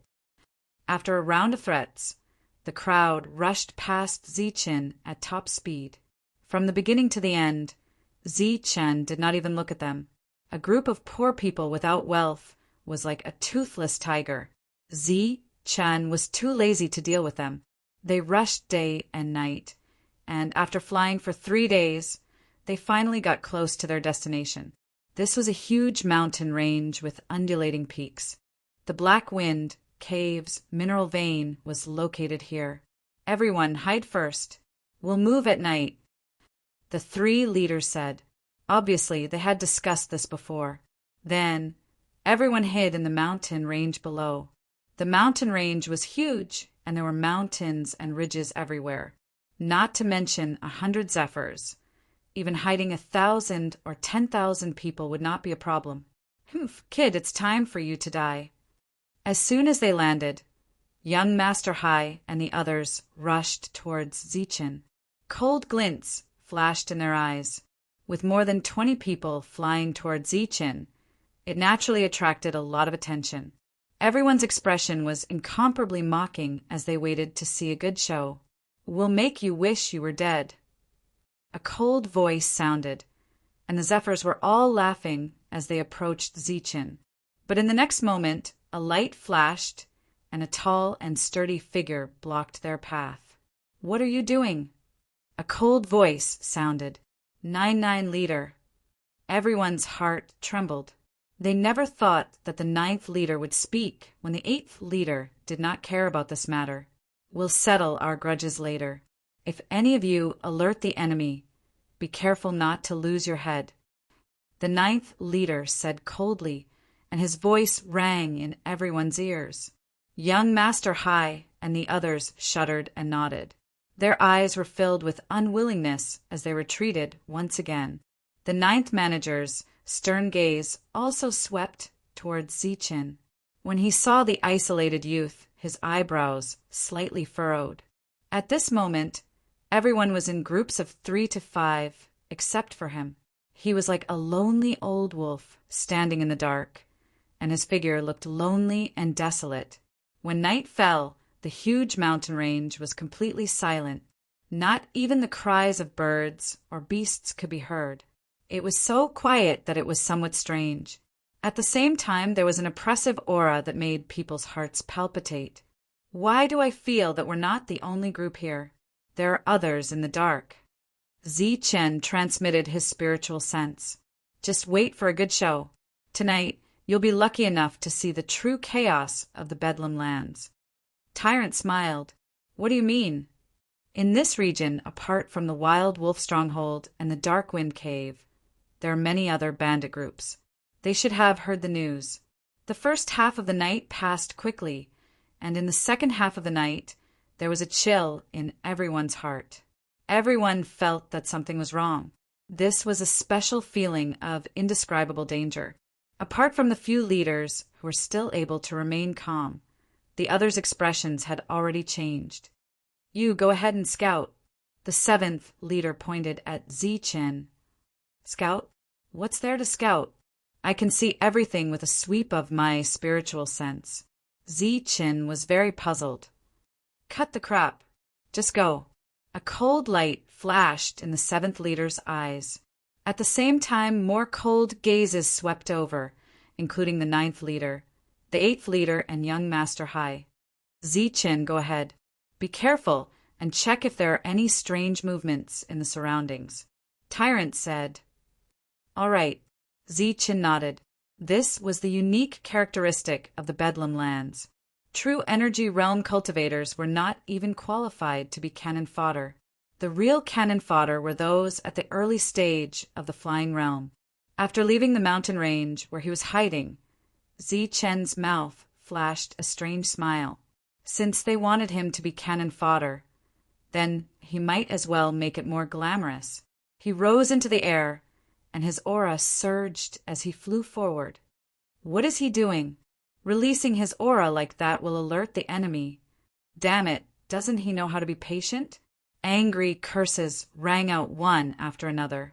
At the same time, strange lights appeared in several other directions. Zi Chen flew forward, and his powerful spiritual senses spread out. In an instant, he sensed one expert after another. Except for the core Yuan realm old monster. As long as they were in the air, they would be sensed by him. Damn, this is indeed the Bedlam lands. There are so many experts. With his powerful spiritual senses, Zi Chen sensed at least hundreds of auras, each of which belonged to a flying realm cultivator. It's really chaotic. If hundreds of flying realm cultivators attacked together, then Zi Chen didn't dare to think about the consequences. Even he would die under the attack of hundreds of flying realm cultivators. Hence, Zi Chen soared into the air and flew straight to where Dark Wind Cave's faction was guarding the mine under the many doubtful gazes. Who is it? Stop. Releasing the aura of the spirit origin realm, the experts guarding the mine naturally sensed this strange aura and shouted one after another. Hand over the mine, and I'll spare your lives. Zi Chen spoke, and his voice spread far and wide. In the distance, the experts who were hiding were all dumbfounded. Who the hell is he? Where did he come from? Is he an idiot? Or is he deliberately alerting the enemy? The wild wolf bandits were even more furious. They asked him to investigate, not to clamor at the mine. Now, their hiding in the middle of the night was completely in vain. Hand over the mine, and I'll spare your lives. Zi Chen shouted again, his voice rolling like thunder. Bastard, you're courting death. One by one, the flying realm cultivators flew up from below, their eyes flashing coldly. I think you're the ones courting death. You're just a few flying realm cultivators, and you dare to shout in front of me? Zi Chen glared and said proudly, believe it or not, I can call hundreds of people to wipe you out with just one word. The flying realm cultivators' faces changed, and they looked around, feeling that something was wrong. What? You're scared now? Then hand over the vitality stones, and I'll spare your lives. Zi Chen laughed proudly. Go to hell. The flying realm cultivators looked at each other and saw the cold killing intent in each other's eyes. Then they attacked fiercely. Boom! The void shook, and a battle broke out in an instant. Damn it! How dare you sneak attack me? Brothers, come out and kill the enemy. Zi Chen retreated quickly and shouted at the same time. Secretly, all the experts of the various powers were infuriated.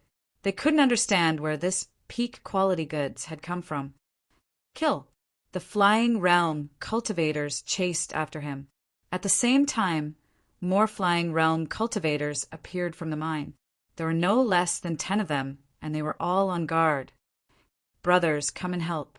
Zi Chen's shrill voice was heard as he fled. Where did this idiot come from? Which force is he from? Doesn't he know how to alert the enemy?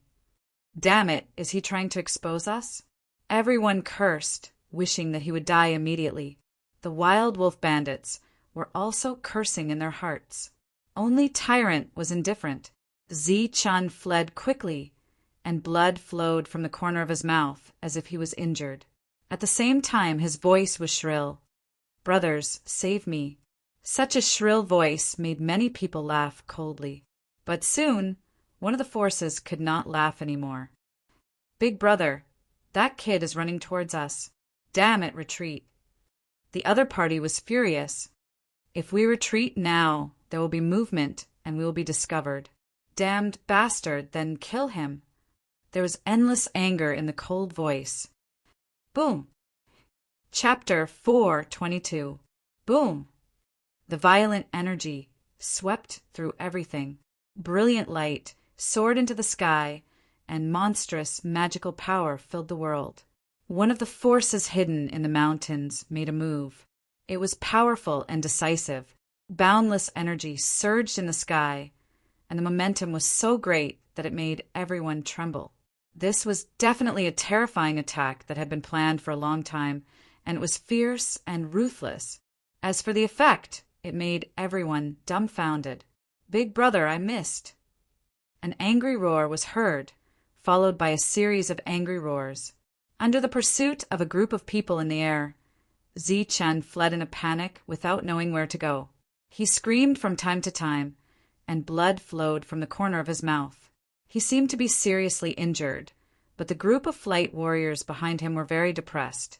The other party screamed as if he was going to die in the next second, but after screaming for so long he was still alive, and his speed did not decrease at all. In the sky, a cold smile suddenly appeared at the corner of Chen's mouth. Immediately after, his rapidly advancing figure suddenly flashed to the side. "Kid, don't you dare run away." "Stop!" Behind him, the group of flight warriors followed Chen's movement. Boom! Suddenly, a terrifying energy fluctuation came from below. Brilliant light soared into the sky, emitting a terrifying aura, and instantly flooded the place. This attack was extremely powerful, but it missed. Below, all the flight warriors were dumbfounded. What the hell is going on? Didn't he come here? Why did he turn? There's an ambush. Be careful, there are others here. Guard the mine, someone is attacking. Yukong, who was chasing after Chen, was also startled. Then he woke up with a start. In the sky, loud shouts resounded, and the sound spread all around. Yukong, who was in Dark Wind Cave, became alert. "Big brother, what should we do?" In the mountains, the flight warriors were all dumbfounded. The powerful and brilliant attack missed. If they knew this would happen, they would not have attacked before. Everyone was depressed. Why did that idiot suddenly change direction? Kill. Their tracks were already exposed, so there was no need to hide. The leader of the flight warriors shouted, and was the first to soar into the sky and charge towards the Dark Wind Cave. "Kill! Kill! Kill!" In an instant, battle cries shook the sky. Everyone took to the air and charged toward the Dark Wind Cave's mineral vein. Air-rending sounds could be heard as a group of people charged toward the ore vein. "Brothers, come out and save us." Chen, on the other hand, was still running away. He let out a sound as if he was about to die, but he didn't die even after a long time. This made many people so angry that they vomited blood. "Senior brother, some powers are making a move. Should we go over and kill our way over?" In the dark, a middle-aged man spoke. This was another hidden power. "Don't worry. Let them fight each other while we reap the benefits," the man who was addressed as senior brother said in a deep voice. But soon a panicked voice sounded. "Senior brother, this is bad. That idiot is running toward us in a panic." "What?" The other party flew into a rage. He stood up and looked at the sky, only to see many figures flying over from the horizon. The one leading them was a young man, and he was screaming as if he was on the verge of death. His spiritual weapon trembled and emitted a brilliant light, displaying endless power. The young man dodged left and right, looking very miserable. "Damn it, of all places, he actually ran to us. Attack! Kill them with all your might. Don't let any of them go." The man's eyes flashed with a cold light, and his killing intent was boundless. Chen's huge spiritual sense had already sensed everything in the mountain range in advance. A cold smile flashed across the corner of his mouth again. "Help!" Just as the mournful voice sounded, Chen instantly dodged to the side. Boom! In the mountain range, a terrifying energy fluctuation was transmitted. The momentum was not any weaker than before. Monstrous spiritual power surged and instantly drowned the people in the air who were following closely behind. In the next moment, screams could be heard. One by one, people fell from the sky. It was unknown whether they were dead or alive. "Kill!" Monstrous battle cries sounded again. Another group of people rushed up from the mountain range. Monstrous, murderous intent surged. Kill this idiot!" The man in the lead shouted. His eyes were filled with killing intent. If it wasn't for this idiot, his group could still hide for a while. Many people rushed up into the sky. A few people rushed towards Zichin. The rest of the cultivators rushed towards the mine with endless killing intent. "Boss, what should we do?" The earth-shaking battle cries and crazy killing intent made the cultivators of the Wild Wolf stronghold very uneasy. Someone asked, "Humph, I didn't expect that barbarian to be of some use. He actually attracted other forces. Not bad." The seventh boss sneered and said, "We wait patiently and let them fight to the death. Then we'll take the ready-made ones." "Boss, you're indeed a good strategist." Everyone laughed. But this laughter obviously didn't last for long. A clear voice came from the sky. "Brothers, save me." It was Zichen's voice again. "Damn it, he's coming for us. What a traitor. You even dared to scheme against us." "I'll go and kill him." Everyone was angry. Cold light flashed in their eyes. The seventh boss, who thought that Zichen was doing a good job, also had a gloomy face now. "Everyone, don't act rashly. Maybe he's going somewhere else." "That's right. Don't worry. Listen to this voice. He's half dead. Maybe he'll die halfway." Everyone said one after another, indicating for everyone to be at ease. Evil Good Monk laughed in his heart. He naturally knew what Zichin was planning. This was a person who didn't want to suffer losses. By using him as cannon fodder, he would attract everyone. Sure enough, this dying voice was getting closer and closer. Everyone couldn't hold it in anymore. "Damn it, why don't you die? It's been half a day. You should die quickly." Everyone was unhappy. They couldn't wait to show up and kill him. Yukong, who was chasing after Zichin, was also unhappy. This guy was screaming so miserably and coughing up blood, but one of them was dead. After screaming for half a day, his speed was still fast. His voice was even more mournful, but he still didn't die. "Damn it, why don't you just die?" Unable to hold it in, one of the Yukong shouted. Then he controlled the spirit weapon and stabbed at the back of the other party's heart. Pooh! A soft sound was heard. The spirit weapon stabbed into Zichen's back. The latter's mournful voice finally stopped and fell from the sky. "Damn it, he's finally dead." Everyone heaved a sigh of relief. This cultivator was also very surprised. He looked at the place where Zichin died and was completely dumbfounded. There was a group of cultivators below. They were densely packed, numbering more than 100. One was in the sky, one was on the ground. Both sides looked at each other, dumbfounded.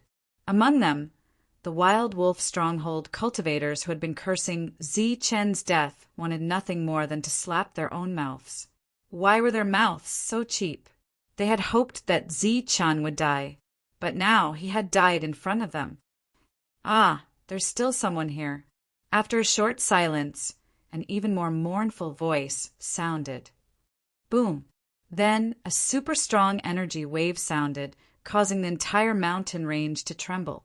The mountain rocks exploded, and a beautiful light instantly turned the night into day. The Wild Wolf stronghold people finally made their move. Each one of them unwillingly flew into the sky and rushed to the mine to join the battle. Evil Good Monk glanced at Zichin, who was buried in the rubble, and smiled faintly. This guy really knows how to act. Then he flew into the sky and rushed to the mine. Of all the times to die, he just had to die now. Count yourself lucky. Young Master Hai and the others also rushed to the battlefield while cursing. Boom!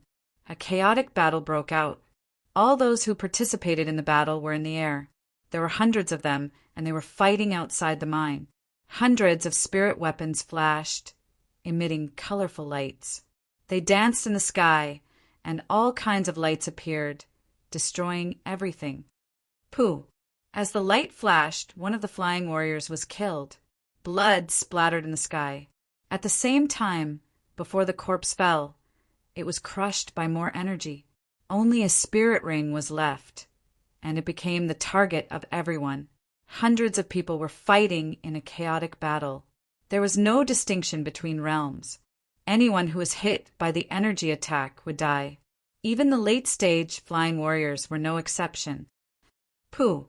Among them, dozens of flying warriors gathered together and controlled dozens of spirit weapons to sweep. A late-stage flying warrior could not dodge in time and was instantly torn apart by the spirit weapon. This was simply a meat grinder. Any cultivator who fell into it would be killed. Team 7 attacked the front. The 7th Master shouted and commanded the whole team to attack. In the next moment, powerful attacks appeared. Sword chi, fist chi, and spirit weapons rushed to the front. There were dozens of flying warriors who bore the brunt of the attack and were all killed. This was a chaotic battle. As long as they were not from the same faction, they were all targets to be killed. The flying warriors died in groups. It really is a chaotic place. Everything is chaotic enough. Next to a pile of rocks, Zichin appeared. He looked into the distance and sighed. Here, life was really like grass. Even the flying warriors died in groups. Blood splattered in the sky. If they were not careful, the late-stage flying warriors would die. Suddenly, Zichen's pupils shrank slightly. Above the sky, a vague figure passed through the battlefield and walked toward the mineral vein. At this moment, the battle was very fierce. No one noticed the scene. Only Zichin, who was a bystander, saw it. Well, there are others. After that, 2 more figures sneaked into the mine. Could it be the Danyuan old monster? Could the 3rd Master be among them? Zichin frowned. After that, he also sneaked in carefully. At the same time, Zichen found that many people were like him. They had the same idea and planned to approach the mine. However, except for the previous 3 people, the rest were killed when they approached the mine. It was impossible to sneak in quietly, so they had to be high profile. Haha, how lively. How could I, the virtuous wanderer, miss out on such a chaotic battle? Suddenly, a clear laugh rang out from the horizon. Then, a berserk aura appeared. That familiar voice and that familiar aura made the 7th Master, young Master Hai, and the others tremble. They looked over and saw a Taoist in Taoist robes appear. Isn't that the 7th wolf dog? We meet again. I wonder what gift you've prepared for me this time. However, the virtuous wanderer's first words almost made the 7th Master faint from anger. Chapter 4:23. The virtuous, unfettered cultivator appeared, powerful and domineering. Golden light flashed all over his body, making him look like a god of war in golden armor. He approached from afar, laughing loudly. The aura around him made the 7th Master and the others tremble. It's that god of plague. Their expressions became very unnatural. They had been brooding about the robbery last time for a long time. Now that he had appeared again, their hearts trembled. Fortunately, the virtuous, unfettered cultivator didn't pay attention to them this time. As soon as he appeared, he went straight for the mine. Get the hell back! A late-stage Zephyr Realm cultivator shouted, blocking in front of the virtuous, unfettered cultivator. Boom! A powerful aura surged. The opponent unleashed a terrifying attack, causing the air to tremble. The attack was dazzling, making people's hearts tremble. Die! After unleashing this attack, the late-stage Zephyr Realm cultivator was very confident, thinking that he could definitely kill this person. After all, there was a difference of 2 realms between them. He was so confident that he didn't know that many people felt sorry for him. Pum! The virtuous, unfettered cultivator attacked. It was just a light palm, but it scattered a large amount of golden light, instantly destroying the late-stage Zephyr Realm cultivator's attack. At the same time, the virtuous, unfettered cultivator stepped forward and slapped out. The golden light drowned the opponent, and with a loud bang, the late-stage Zephyr Realm cultivator coughed up blood and flew back. In just 2 attacks, he had defeated a late-stage Zephyr Realm cultivator. Such power was shocking. Stop him! Guard the mine! The late-stage Zephyr Realm cultivator was shocked, but he didn't retreat. Instead, he shouted loudly, "Whoosh! Whoosh!" As soon as he said that, light flashed and figures flew out from the mine. All of them were Zephyr Realm cultivators, and all of them emitted powerful auras. There were more than a dozen people, and the weakest was at the mid-stage Zephyr Realm. There were also 2 late-stage Zephyr Realm cultivators who were comparable to managers. Kill him! The Zephyr Realm cultivator from before shouted coldly, killing intent flashing around him. Kill! The dozen Zephyrs roared, and killing intent flashed in their eyes. They rushed toward the virtuous, unfettered cultivator. At the same time, fierce attacks shot out, causing the sky to tremble once again. Many attacks covered the sky and fell down. Heavens! A dozen people are surrounding an early-stage Zephyr Realm cultivator. What's going on? Are the people of the Dark Wind cave crazy, sending out so many people just to kill an early-stage Zephyr? Not far away, those in the air who had not witnessed the previous scene were all dumbfounded. They all thought to themselves that Dark Wind Cave was using a sledgehammer to crack a nut with such a formation. However, those who had seen the virtuous, unfettered cultivator's true strength didn't think so. Instead, they were worried that these dozen or so Zephyrs wouldn't be able to suppress him. The spirit weapon trembled and turned into streaks of lightning, attacking the virtuous, unfettered cultivator. At the same time, there were also attacks descending. More than 10 people moved at the same time, unleashing powerful attacks. At this moment, the virtuous loose cultivator also moved.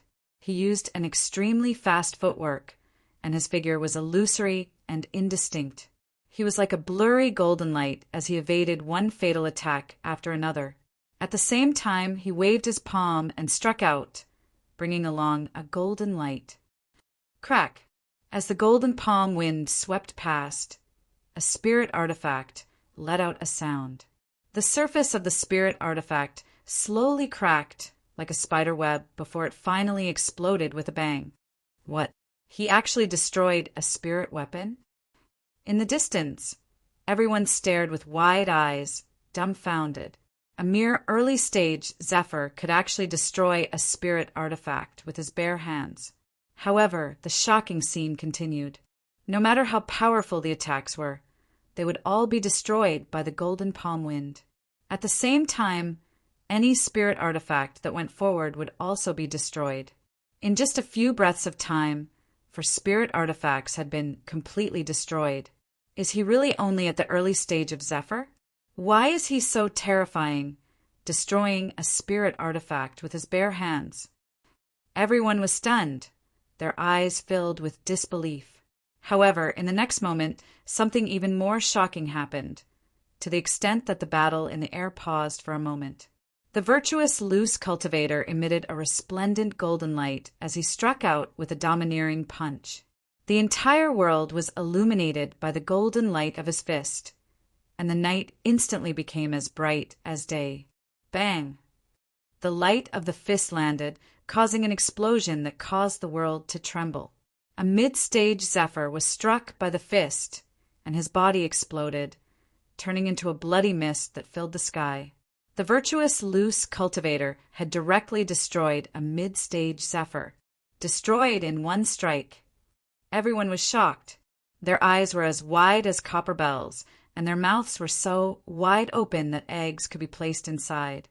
Their minds had been shaken countless times. If he had killed a mid-stage Zephyr in one strike, they could still understand. After all, his battle prowess was great. However, to destroy a mid-stage Zephyr in one strike was hard for them to accept. A mid-stage Zephyr was destroyed, just like that. Moreover, the opponent was only at the early stage Zephyr.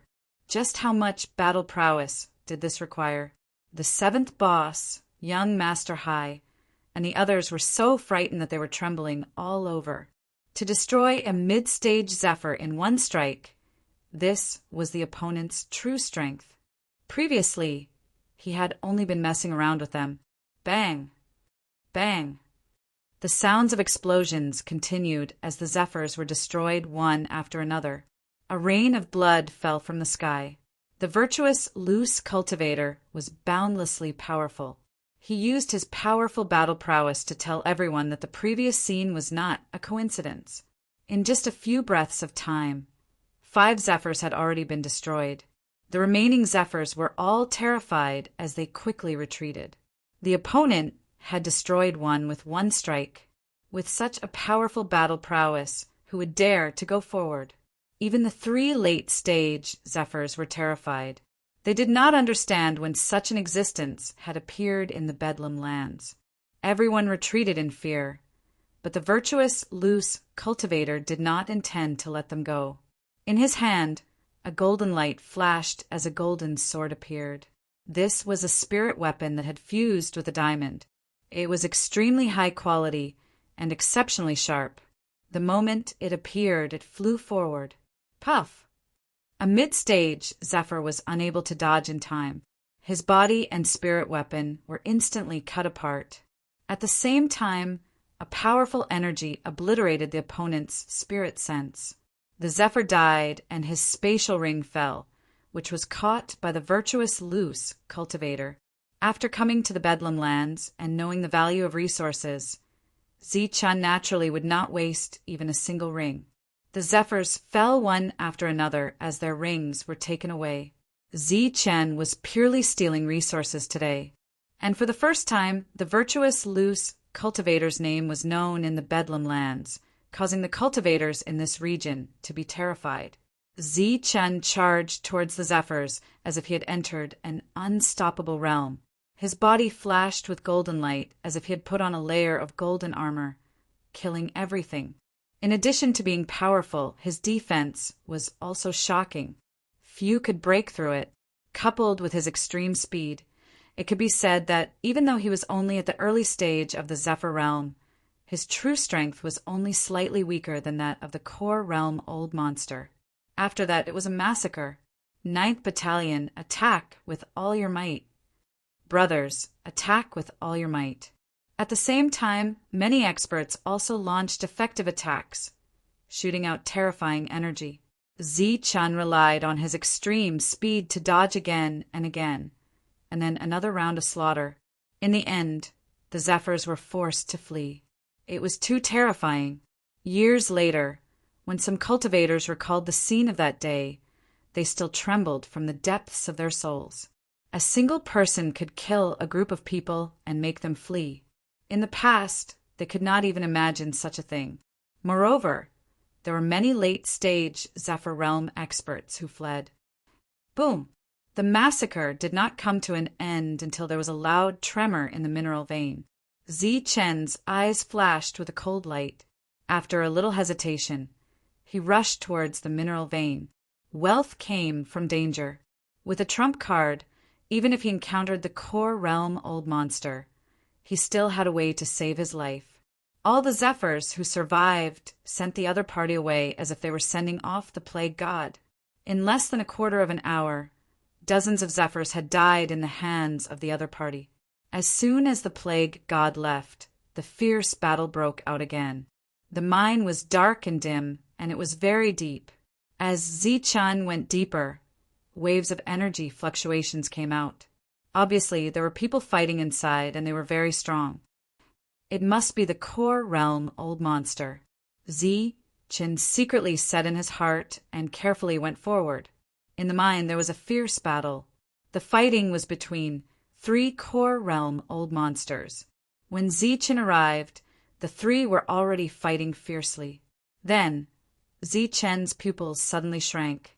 In the depths of the mine, piles of primordial stones were placed there, shining brightly.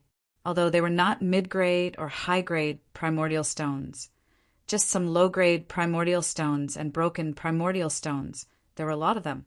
A rough estimate was no less than tens of millions. Zi-Chun took a deep breath. Each pile was no less than tens of millions. In his sight, there were at least 5 piles. This was a fortune that even the core realm old monsters were extremely tempted. Chen was even more tempted. He hid in the dark, so the 3 core realm old monsters did not notice him. However, to smoothly take away these primordial stones from under their noses was obviously harder than ascending to the sky. The 3 of them fought fiercely, not wanting the other party to get the primordial stones. Moreover, their terrifying spiritual sense had already sealed the place. They would be aware of any movement. Wu Lei, don't go too far. We found these primordial stones at the same time. We should divide them into 3 portions. While fighting, the 3 of them were still negotiating. Wu Lei, it's the 3rd head. Chen frowned slightly. He had heard of the 3rd head from Tyrant. You 2 are dreaming. Today, you dare to bargain with me, Wu Lei. In the future, I will definitely destroy your nest, said Wu Lei. He was a man filled with a fiendish qi.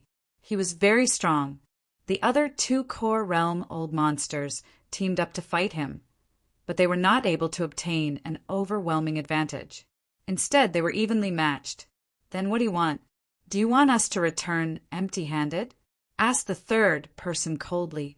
You 2 take 10% each. The remaining 80 is mine, shouted Wu Lei. Dream on. The 3 of them did not reach an agreement. They fought fiercely again. Reckless things. You just broke through to the core realm, but you dare to be so arrogant in front of me? Fine, I'll kill the 2 of you today and take your core realms to increase my strength. Wu Lei laughed sinisterly. A light flashed in his hand, and a pill weapon appeared. Damn you, pill weapon! Cursed the 2 of them. In the next moment, one of them also took out a pill weapon. Then, the 2 of them activated their pill weapons and attacked Wu Lei. The fierce battle broke out again. This time, the 2 sides fought until the mine was about to collapse. Chapter 4:24. The 2 weapons clashed, shattering the heaven and earth. A rumbling sound came from the mine, as if it was about to be pierced through. Buzz. At this moment, rays of light appeared from the walls of the mine, falling down like thousands of auspicious lights. The runes intertwined, forming a huge formation. Not good. This is a formation. We've been tricked. Damn the Dark Wind Cave. How could they be so despicable? Everything is fake. The 3 primary core old monsters cursed, but they had the intention to retreat. They were decisive, abandoning their vitality stones and retreating quickly. Haha, you want to leave? Leave your weapons and your core. Laughter echoed in the mine. Dream on. Wu Lei snorted. Wu Lei, you'll know soon whether it's a dream or not. 4 figures appeared in the mine, led by a black-robed man. His eyes were like lightning, looking at Wu Lei through the formation. Hey Feng, it's you. Damn it, you've planned this from the start. Seeing the black-robed man, Wu Lei's face changed. The other 2's faces changed as well. Hei Feng was the first cave master of the Dark Wind Cave. His strength was not weaker than the leader of the Wild Wolf stronghold. This was clearly a meticulous plan to lure them out. The 2 of them looked at Wu Lei at the same time. In this area, the only thing that could suppress Hei Feng was a wild wolf. Wu Lei shook his head, sadly. He had arranged everything when he got the news. 1 less person meant 1 less share. The greedy Wu Lei did not inform Wild Wolf. He did not even inform the other leader. The only thing we can do now is to fight our way out. Otherwise, we'll all die. Wu Lei said with a gloomy face. All right, let's fight our way out. The 2 nodded. The situation forced the 3 to form an alliance. Clang, clang. The killing formation started to operate, and the sound of killing rang out continuously. Endless killing intent raged out, and a destructive aura rushed out towards the 3 of them. Boom! The 3 of them attacked together. At the same time, the 2 weapons exploded with an unparalleled aura, causing the formation to tremble. Chen had retreated as soon as possible. When the array formation appeared, he felt something was wrong. The appearance of the 4 core Yuan old monsters was completely beyond his expectations. Furthermore, the following battle was clearly a battle between old freaks Dan Yuan. He had no leeway to intervene at all. As expected of the Bedlam, even the powerful core Grand Elder would fall into their trap. Zi Qin sighed. The great battle continued, emitting rumbling sounds. This time, wanting to steal the primordial stones under the watchful eyes of the 7 original Dan Elders was practically a dream. Thus, Zi Chan retreated, flying out of the mine. However, at this moment, another golden light appeared in front of them. Good, and evil monk had also charged in. Why did you come out? Could it be that you've already succeeded? How's your harvest? Seeing Zi Qin retreating, Tyrant's eyes lit up. Hurry up and leave. This is a trap. There are 4 core realm old monsters from the Dark Wind Cave in the mine. They have already trapped the other 3. The odds are against them. Zi Qin quickly transmitted. Tyrant's expression changed. He turned and left. He had felt something was wrong before, but he hadn't expected this to be a trap. Boom! Boom! At this moment, a series of loud sounds rang out. Even the entire mine began to tremble as if it was about to split open. The ground shook, and the mine seemed to be on the verge of collapsing. Hurry up and leave, shouted Zi Qin as he sensed danger. The 2 of them turned into golden light and ran out of the mine. Bang! A loud sound rang out, causing the mine to shake once more. The killing formation in the depths of the mine was broken by the 2 pill weapons. After that, the 3 nascent core eccentrics flew up. "Want to leave? Have you asked me, hey Foam?" said the leading black-robed man coldly, a mocking smile on his face. He struck out with his palm. A huge palm print instantly filled the sky, emitting a terrifying aura. It pressed down on the 3 of them, but the 3 of them had 2 weapons, so they weren't afraid at all. As the weapons exploded, the huge palm print was instantly shattered. But before the 3 of them could rush over, the other 3 original Dan Elders also moved, launching a series of terrifying attacks. Boom! After that, it was a battle between the original Dan Elders. It was abnormally fierce. The entire mine was shaking as if it was about to split open at any time. Boundless energy surged, even tearing the void apart. The powerful aura of the weapons swept over everything. It could be said that the weapons were the foundation of the original Dan Elders. With a weapon in hand, they could erupt with battle prowess several times higher than their own. And the value of a weapon was even more immeasurable. It could be seen from the fact that the 3 original Dan Elders only had 2 weapons. Moreover, when their lives were in danger, the 3 of them had stimulated all their potential. Their attacks were stronger than usual. A series of violent explosions echoed in the depths of the mine. Cracks appeared in many places. Rocks rolled down, showing signs of collapse. Boom! The entire mine was finally destroyed. Countless rocks were reduced to dust. A huge hole appeared, piercing through the sky and connecting the earth. Black Wind, just you wait. I, Wu Lei, will remember today's situation. A figure rushed out from the deep hole, turning into a beam of light and fleeing at extreme speed. Under the joint attack of the 4 original Dan Elders, the 3 of them finally broke through. Wu Lei was the first to rush out, but he was already injured, coughing up blood. Humph, Wu Lei, you can't escape. With a cold snort, another black figure rushed out, chasing after Wu Lei. The injured Wu Lei's speed was somewhat reduced. Soon he was caught up. The 2 of them fought fiercely in the sky. At this moment, they both took out their weapons. With each attack, the world was shattering, and huge holes appeared in the sky. Outside the mine, Yufeng, who was fighting fiercely in the sky, was also shocked when he heard the 2 names. It's the first cave master of the Dark Wind Cave and the 3rd leader of the Wild Wolf Stronghold. Both of them are infamous figures. I didn't expect them to appear here, and it seems like Wu Lei is already injured. Right at this time, more figures appeared one after another, flying towards the heavens. Their speeds were extremely fast, also fleeing. Moreover, when they flew out, they coughed out blood. One of them even had a terrifying wound on his body. That's the bandit leader of the Luo Mountain, Luo Mu. He's injured, and the bandit leader of the Dog Head Mountain. I didn't expect him to be here too, and his injuries are not light. Everyone was shocked. They recognized the two original Dan elders, but at this moment, they were clearly not in good condition.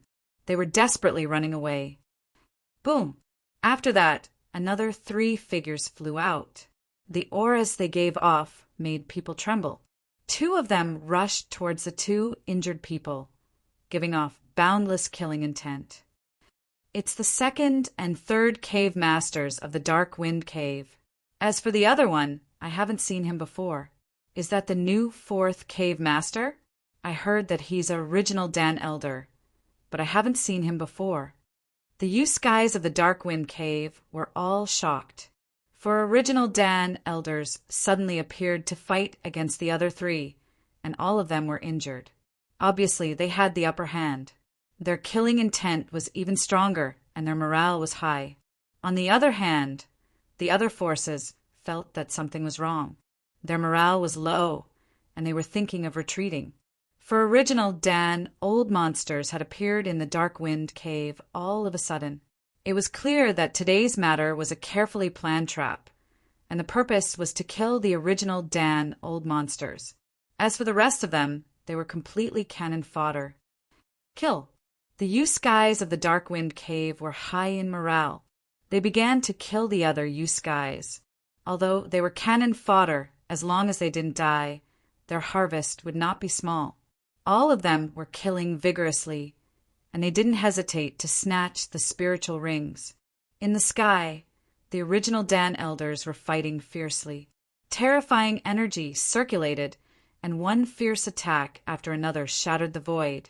At the same time, many mountains below exploded, and the entire mine was destroyed beyond recognition. By the time Zi-Chen and Tyrant rushed out, both of them were covered in dust and dirt. They were almost buried alive by the endless amount of rubble. Humph, I've been waiting for you. Suddenly, a cold snort came from the sky. It was one of the original Dan Elders of the Dark Wind Cave. He had sensed their auras as they were fleeing. Cold light flashed in his eyes, and he struck down. Boom! The void shook and energy swept out. A huge palm appeared in the sky, carrying the powerful aura of an original Dan Elder. It pressed down on the 2 of them. Swish! Swish! The 2 of them reacted in time, dodging to the side. Their speed was comparable to lightning. When the palm landed, it exploded, and the entire mine was destroyed beyond recognition. The 4th cave master, who had been about to leave, was surprised to see that the 2 of them weren't injured at all. His attack as original Dan Elder hadn't been able to kill 2 Yu-Skies, and one was only at the early stage, while the other was at the mid-stage. With 30% curiosity and 70% surprise, the 4th cave master once more sent out a palm. This time, the flowing palm was even more terrifying, and it had already locked onto the 2 of them. The terrifying pressure made their movements somewhat slow. Zi-Chen and the monk looked at each other and nodded. Then, the 2 of them rushed into the sky. Since they couldn't dodge, they had to fight. With a loud shout, Zi-Chen's body shone with golden light. Golden blood soared into the sky, and his perfect body released energy. He raised his combat strength to the peak and punched out. Amitabha. The monk also chanted Buddha's name. His body shone with golden light, and his appearance was solemn. He was like a great Buddha, and he struck out with his palm. The golden palm and golden fist radiance emitted a dazzling light. They went against the sky and hit the original Dan Elder's palm. Boom! There was an explosion, and boundless golden light filled the entire sky. The blinding light made it impossible to look directly at it. Zi-Chen and the monk retreated from the sky, their blood boiling. The original Dan Elder's attack was also destroyed by the two of them. What? In the distance, all the Yuskais who saw this scene were dumbfounded. The two Yuskais joined forces and blocked the original Dan Elder's attack. This was unbelievable. At this moment, the mine had collapsed, and the original Dan Elder was fighting above them. No one dared to approach the mine. The piles of primordial stones were buried by the endless rubble. Chapter 4:25. The Devil Ape's concealment technique was much better than Zi-Chen's. While it was escaping, Zi-Chen signaled the Devil Ape to hide and see if there was a chance to take the primordial stones. After that, the formation was broken and the mine collapsed. Countless rocks rolled down. The core Yuan old monsters all rushed into the sky and fought in the sky. Zi-Chen and the monk also ran out, so there was only the Devil Ape left in the mine. In addition to fighting Zi-Chen and the monk, the 4 cave masters of the Darkwind Cave were also in charge of monitoring the others. Once someone approached the mine, they would be killed in one blow. But it turned out that except for a few who didn't want to die, the rest didn't want to die. They fought fiercely in the air, but no one dared to approach the mine. For them, killing more Zephyrs and collecting more spirit rings was enough. The Devil Ape carefully moved through the ground. It was only the size of a fist, surrounded by black light. It was small in size and fast in speed. Soon, it reached the place where the primordial stones were. Squeak! Piles of primordial stones were in front of it.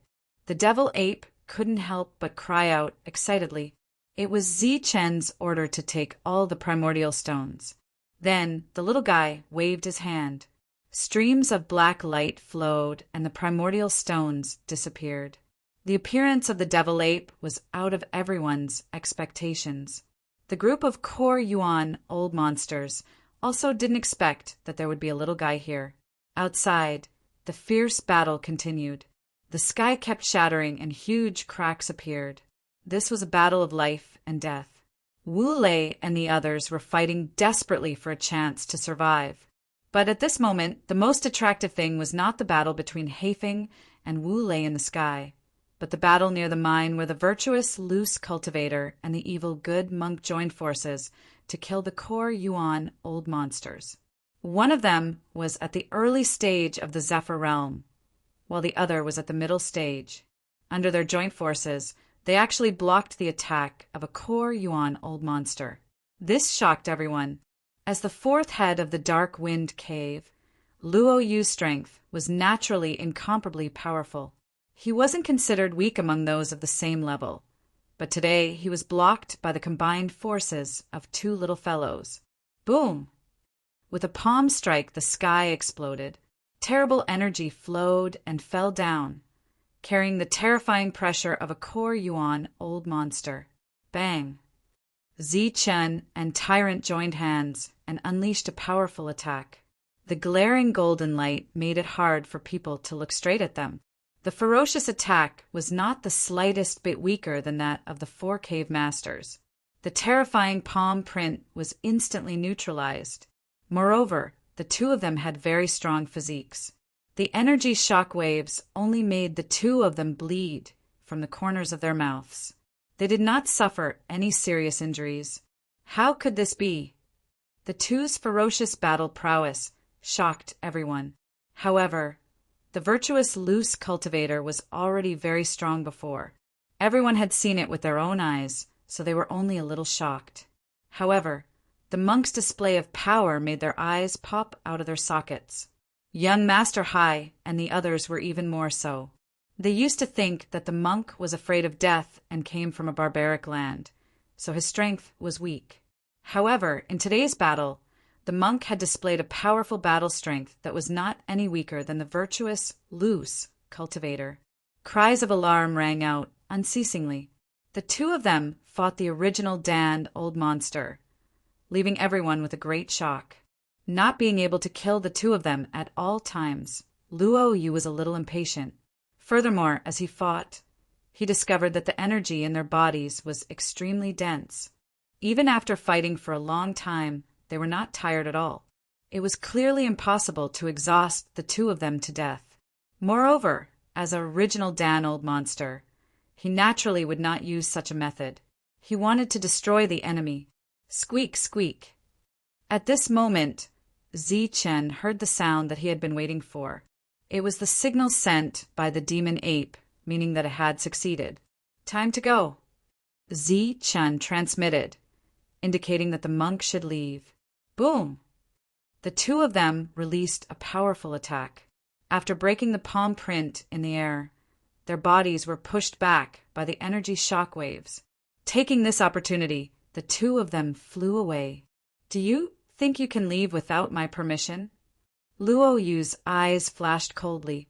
The continuous battle had made him feel impatient.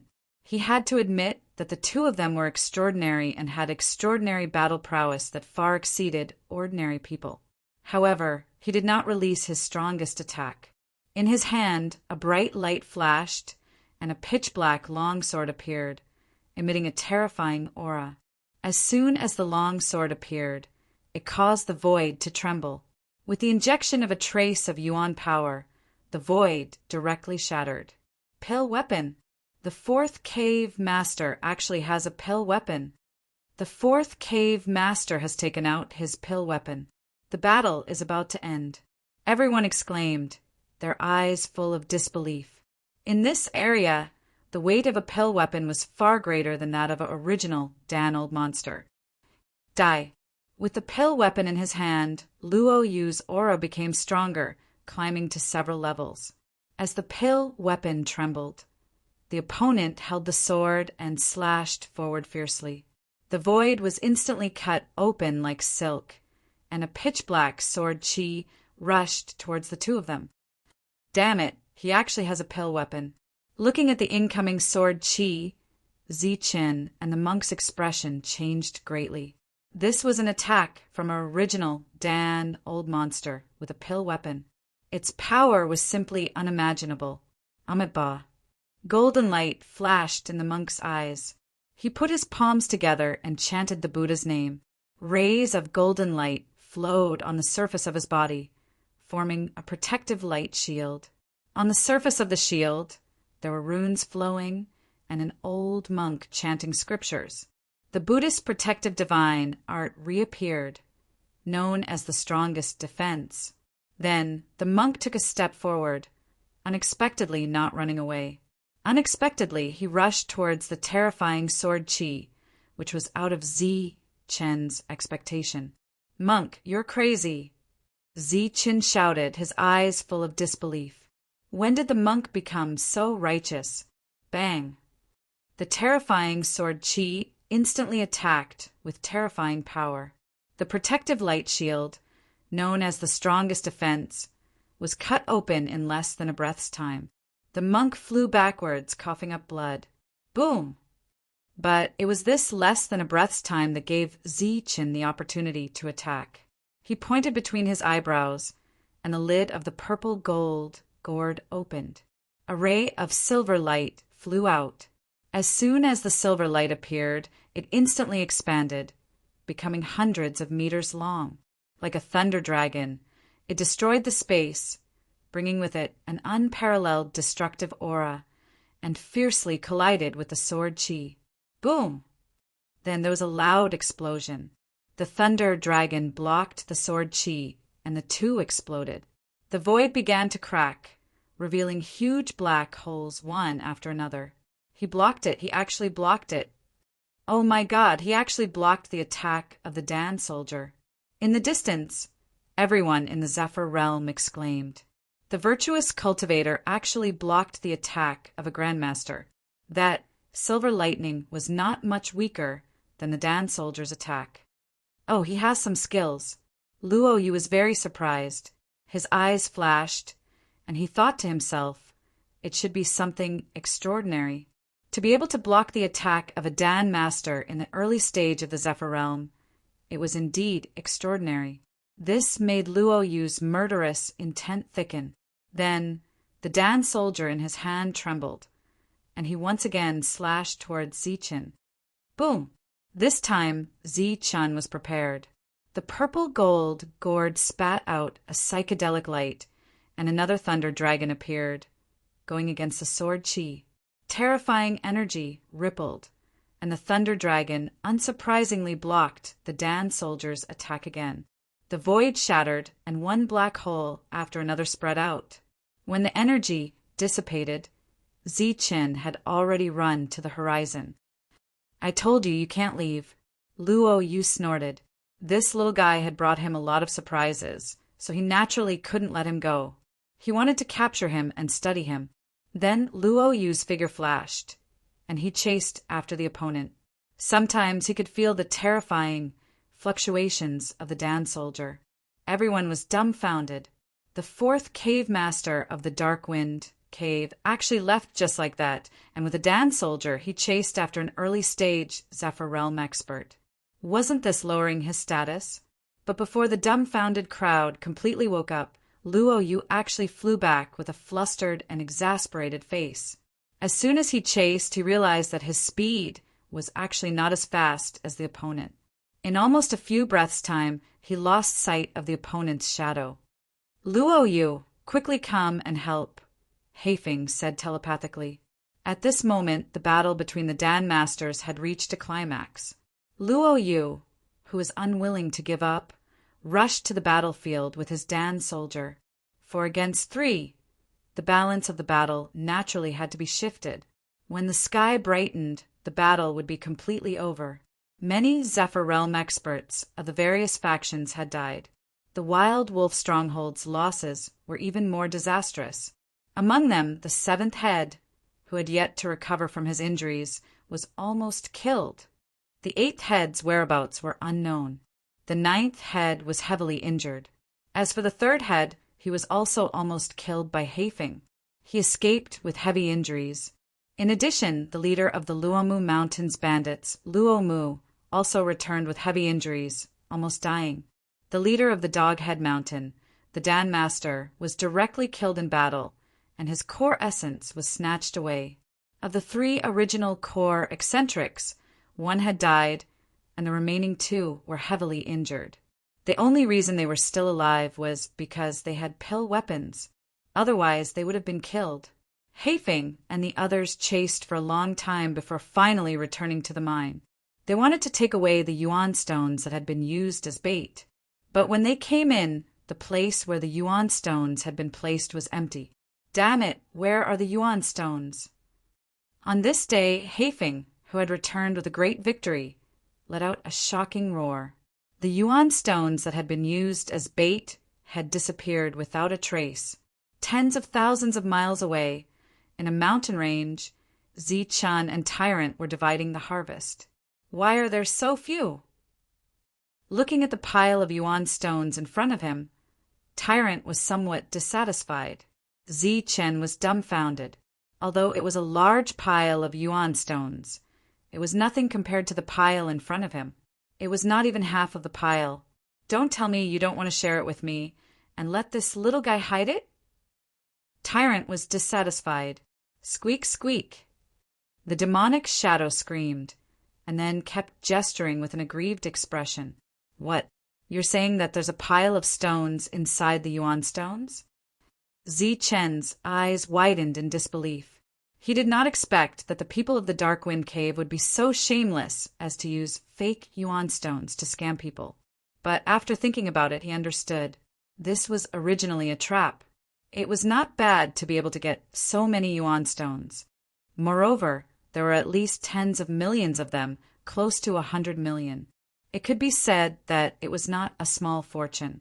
Same old rules, 70%. Zichen said generously. No, this time it has to be 50-50. Tyrant did not agree. Looking at the Yuan stones, he almost could not walk. Why? I got this. How dare you ask for 50%? Because I blocked the attack for you just now. Otherwise, you would have died long ago. Bullshit. If you didn't block it, I would have escaped. You made me waste a trump card. With the pile of Yuan stones in front of them, the two began to quarrel. Chapter 4:26. The core realm old monster of Doghead Mountain had died in battle, and more than half of the 100 Zephyrs that he brought with him had died. With their leader dead, they had no leader. Facing the pursuit of the Zephyrs of Darkwind Cave, they had been running for tens of thousands of miles in panic. But they had never thought that they would see the loot being divided here. Moreover, the pile of primordial stones was close to 100 million. Such a huge number made them tremble. As soon as he finished speaking, rays of light flashed. A group of flight warriors surrounded Zi-Chin and the monk. There were more than 50 of them, and 8 of them were in the late stage of flight warrior. Everyone's eyes were shining with endless greed. They were not as greedy as the monk and Zi-Chin. Looking at the primordial stones in front of them, they were all satisfied. Even if they were exchanged for mid-grade primordial stones at high price, it would still be a terrifying number. It's him. Everyone's eyes reluctantly moved away from the primordial stones, ignoring Zi-Chin. They looked at the monk and frowned. They had seen clearly how the monk and the virtuous cultivator had fought the core realm old monster. Now that they had encountered the monk, they were afraid. Fortunately, they did not see the Taoist. It was just a monk, and they were confident that they could deal with him together. Monk, hand over the primordial stones, and we will spare your lives. One of the late-stage Zephyrs shouted at the monk. Zi-Chin, who was only early-stage Zephyrs, was directly ignored. How about it? I will take care of these people for you. The primordial stones will be split 50-50. The monk did not pay attention to the others, and directly talked to Zi-Chin. You must be dreaming, damn monk. I am already being generous. You are still greedy. Zi-Chin said angrily, as the saying goes, when you meet someone, you have to split it 50-50. Last time I did not mind, but this time it must be 50-50. Moreover, I saved you before. Bullsh *T, 3070 it is. Either you get 30% or you get none. If you have the ability, go find it yourself. Zi-Chan was angry. The monk's shamelessness made him very unhappy. The two of them negotiated like this, going back and forth and directly ignoring the more than 50 Zephyrs. What's going on? Being ignored by the two of them, everyone in the air was stunned. Furthermore, the situation before them was somewhat fishy. As a result, they did not immediately attack, and only narrowed the encirclement. The situation in front of him was a bit strange. This powerful monk actually couldn't be the owner of the primordial stones, and was willing to share it with the kid in the early stage of Zephyr Realm. But the strange thing was that the kid in the early stage of Zephyr Realm was unwilling to share it, and only gave the monk 30%, and each of them was very generous. As a result, everyone was in a state of confusion. The monk's powerful combat strength was obvious to all. Why should he bow down to an early-stage Zephyr Realm cultivator? That's right, the monk's current appearance was exactly that. There was something strange and problematic about it. Everyone had a bad feeling. At this moment, one of them looked at Zi-Chin and suddenly said, "Did you guys notice that this guy in the early stage of the Imperial Air Race looks a little familiar?" "You don't say. I also feel like I've seen it somewhere before. I thought it was an illusion. Not bad, not bad. He does look familiar, but I just can't recall where I've seen him before." Many people opened their mouths. At this moment, they all felt that Zi-Chin looked very familiar. Suddenly, a cry of surprise rang out. "I remember now. Isn't he the idiot who drew us out after alerting the enemy? Yes, that's him. That guy's dead appearance. Even if he turned into ashes, I would still recognize him. It's this immoral guy who lured us out, but isn't he dead? How is he still alive? That's right, it's that idiot. I killed him with my own hands, and even his spirit weapon was broken. But how is he still alive?" Everyone cried out in surprise. They all recognized Zi-Chin, and all of them spoke rudely. At that time, Zi-Chin almost angered them to death. What a good plan to lure the snake out of its hole. We've all been tricked by him. The leading Imperial Air Race's expression became very cold. Now that he saw the other party, he understood everything. The other party was not panicking at all. nor was he trying to die. Everything was intentional. This was a scam, and the goal was to let the other imperial air race take action in advance while he faked his death. Then, when no one was paying attention, he would sneak into the mine and steal the vitality stones. After recognizing Zichin, the gazes of the imperial air race's people became unfriendly. Waves of coldness surged in their eyes. 4060. 4060 should be fine. The monk's face was helpless, as if he had suffered a great loss.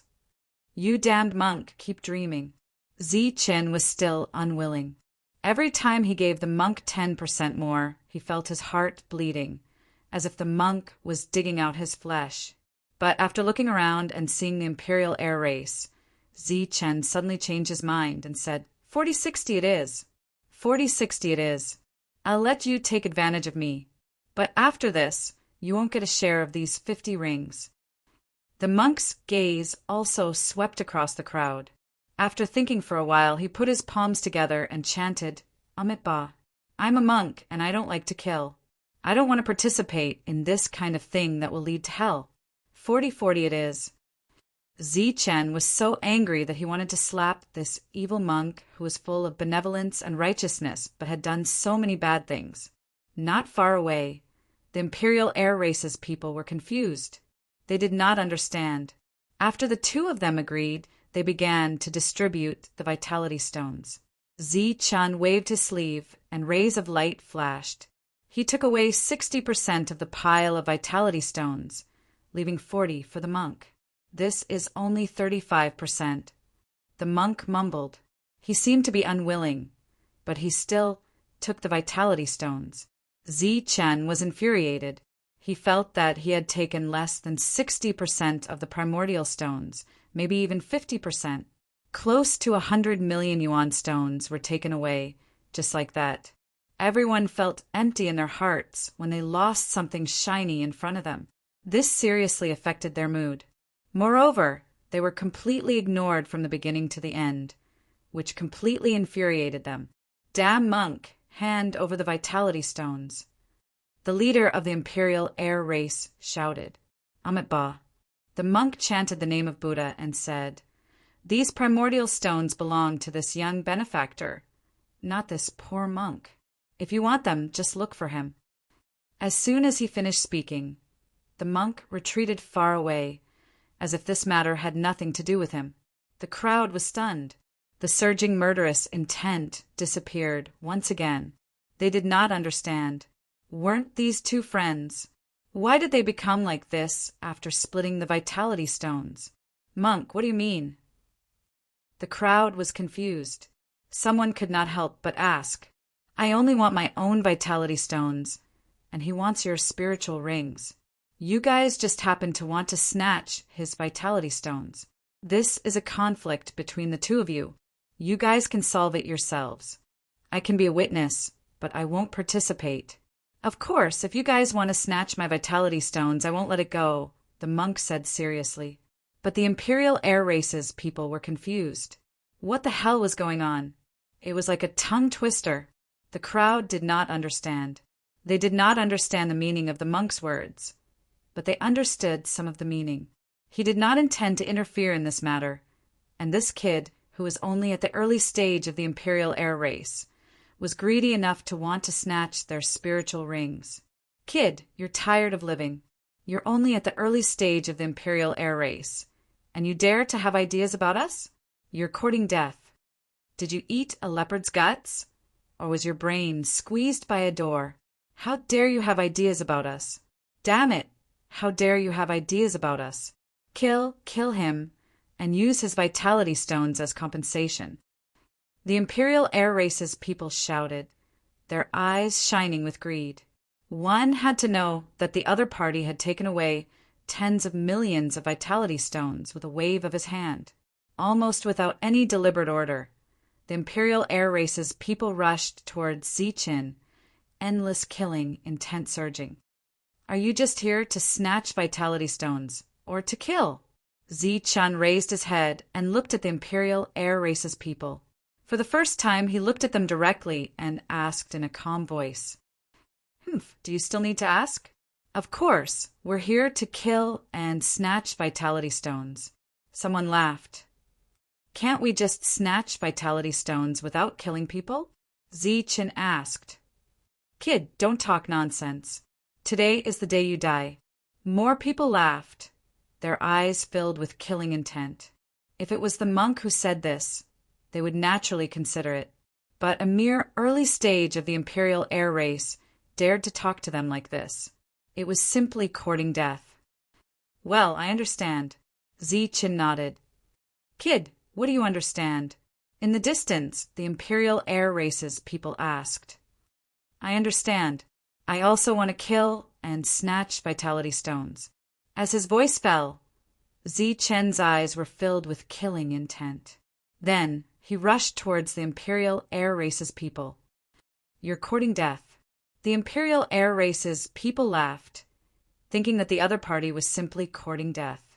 But after one exchange, they knew that they were wrong. The other party was not courting death. They were the ones courting death. Puff! Golden light flashed, and a golden blade flashed. One of the imperial air races people was cut in half. Blood splattered, and the corpse fell to the ground. A spirit ring was in the hands of the other party. Next, Zichen said, his voice cold. Pum! As soon as one of the imperial air races people died, Zichen rushed to the second one. In a flash of golden light, a punch landed on the other party's chest. The next moment, a loud sound was heard, and the other party was knocked back. His internal organs were shattered, and his vitality dissipated. Puff! The third imperial air races people came quickly. Zichen flashed past, and a golden light flashed between his fingers. Then a head flew up high, and a headless corpse fell to the ground. In less than a breath's time, 3 imperial air races people were killed, and 3 spirit rings were in his hands. Everything was so fast and decisive. How is it possible? Everyone's face changed. They did not understand how a mere early-stage imperial air race could have such powerful combat power. Zichen's expression was cold. He turned into a golden light and flashed past the 3 imperial air races people. This time, another 3 people died. 6. The cold voice made people tremble. Kill! Everyone attack with all your strength. The other imperial air races people all felt that something was wrong. They all shouted and rushed towards Zichen. In an instant, all the imperial air races people moved. Powerful attacks appeared one after another, and brilliant light filled the sky. One after another, spirit weapons swallowed cold light and slashed towards Zichen. Swoosh! Swoosh! Chapter 4:27. This was destined to be a one-sided slaughter. Zichen, who possessed the fastest speed in the world, was not afraid of being besieged. No matter how many attacks appeared in the sky, he could still dodge quickly. He would only come into contact with a few attacks, and if he could not dodge, he would attack again. However, each of his attacks was extremely powerful. Bang! With a loud sound, a spirit weapon was swept by the fist wind and directly shattered.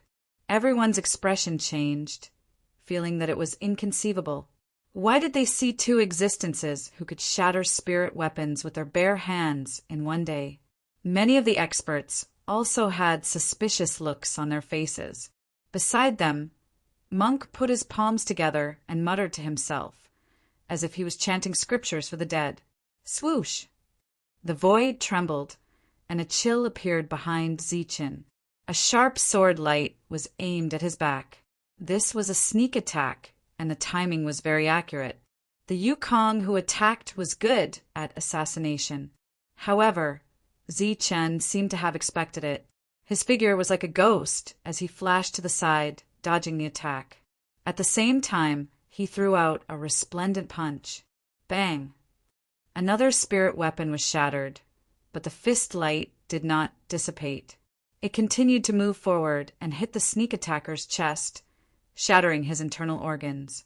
Normally, the powerful spirit weapons were indestructible, but today, in front of a mere early-stage Yukong, they were like paper, crushed with a single strike. Furthermore, the powerful Jinkong was like a little chick today, being slaughtered by others.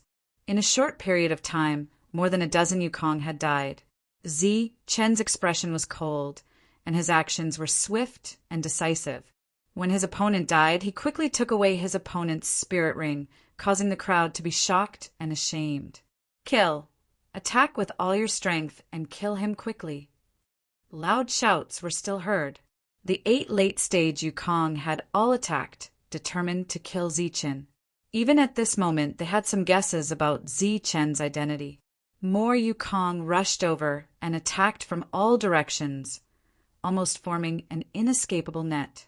However, it was almost useless. Very few attacks could land on Zichen, and even if they did, there were not many that could break through his defense. Zichen no longer hid his strength and showed his killing intent. Golden light shone around him, and his unparalleled battle strength reappeared. Boom! With a punch, a golden light flashed, and a late-stage Zephyr Realm cultivator was blasted apart. In the surroundings, everyone was incomparably shocked. How familiar was this scene? It had previously brought them endless shock. You are virtuous, Sanrin. Everyone's expression changed. Many of them were already terrified to the extreme when they saw this scene, and thoughts of retreating sprouted in their hearts. Who was the virtuous cultivator? That was an existence that could block the attack of a pill soldier. Furthermore, it had single-handedly killed a group of several hundred pill soldiers and forced them to flee. He's the virtuous cultivator. Run. Run. At this moment, the fear in the hearts of the crowd was completely aroused. One by one, they lost the will to participate in the battle. They turned around and fled, fearing that they would be killed if they were even a little slower. Today, none of you will leave, said Zichen. His voice was cold, and his eyes were filled with endless killing intent. Boom! Zichen pointed out with his finger, causing the sky to tremble. A golden finger imprint appeared, emitting a resplendent golden light as it pointed towards one of the Yu clan members. Ah, no. The Yu clan member let out a cry of horror and propped up a defensive light shield, wanting to block the attack. But obviously it was impossible. The thunderbolt finger exploded, and the destructive energy rippled, instantly engulfing the opponent. Another Yu clan member was killed. Zichen stood in the air and didn't chase after the others. He formed a seal with his hand, and a simple seal appeared.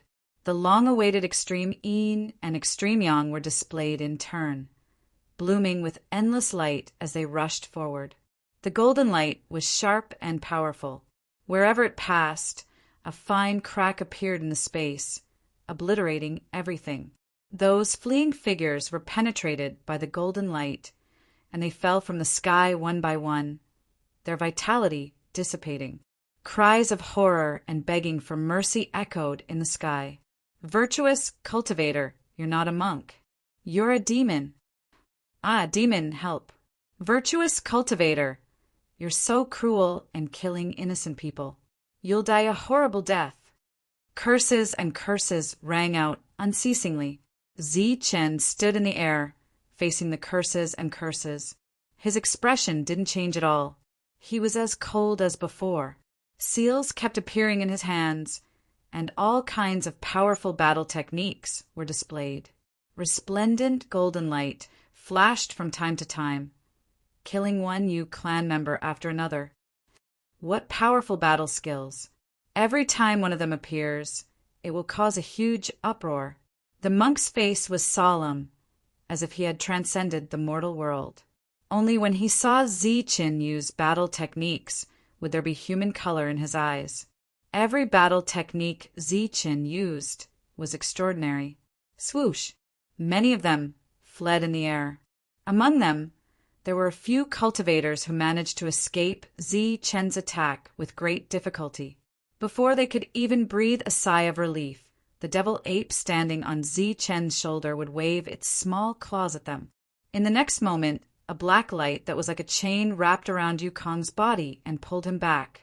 This was an extremely shocking scene. The Yu clan member's body was out of control, and he fell back in the air. The black light wrapped around his body was like a rope that couldn't be broken. It was very strange, although the black light rope didn't last very long. For Zichen, a momentary pause was enough. Where the golden light passed, the black light disappeared. The Yu clan member was cut down, and blood splattered in the sky. This was a one-sided massacre. More than 50 Yu clan members died one after another. Zichen showed his ruthless side, not leaving a single one alive. After that, the demon ape squeaked, turned into a black light, and rushed to the corpses to collect the spiritual rings for Zichen.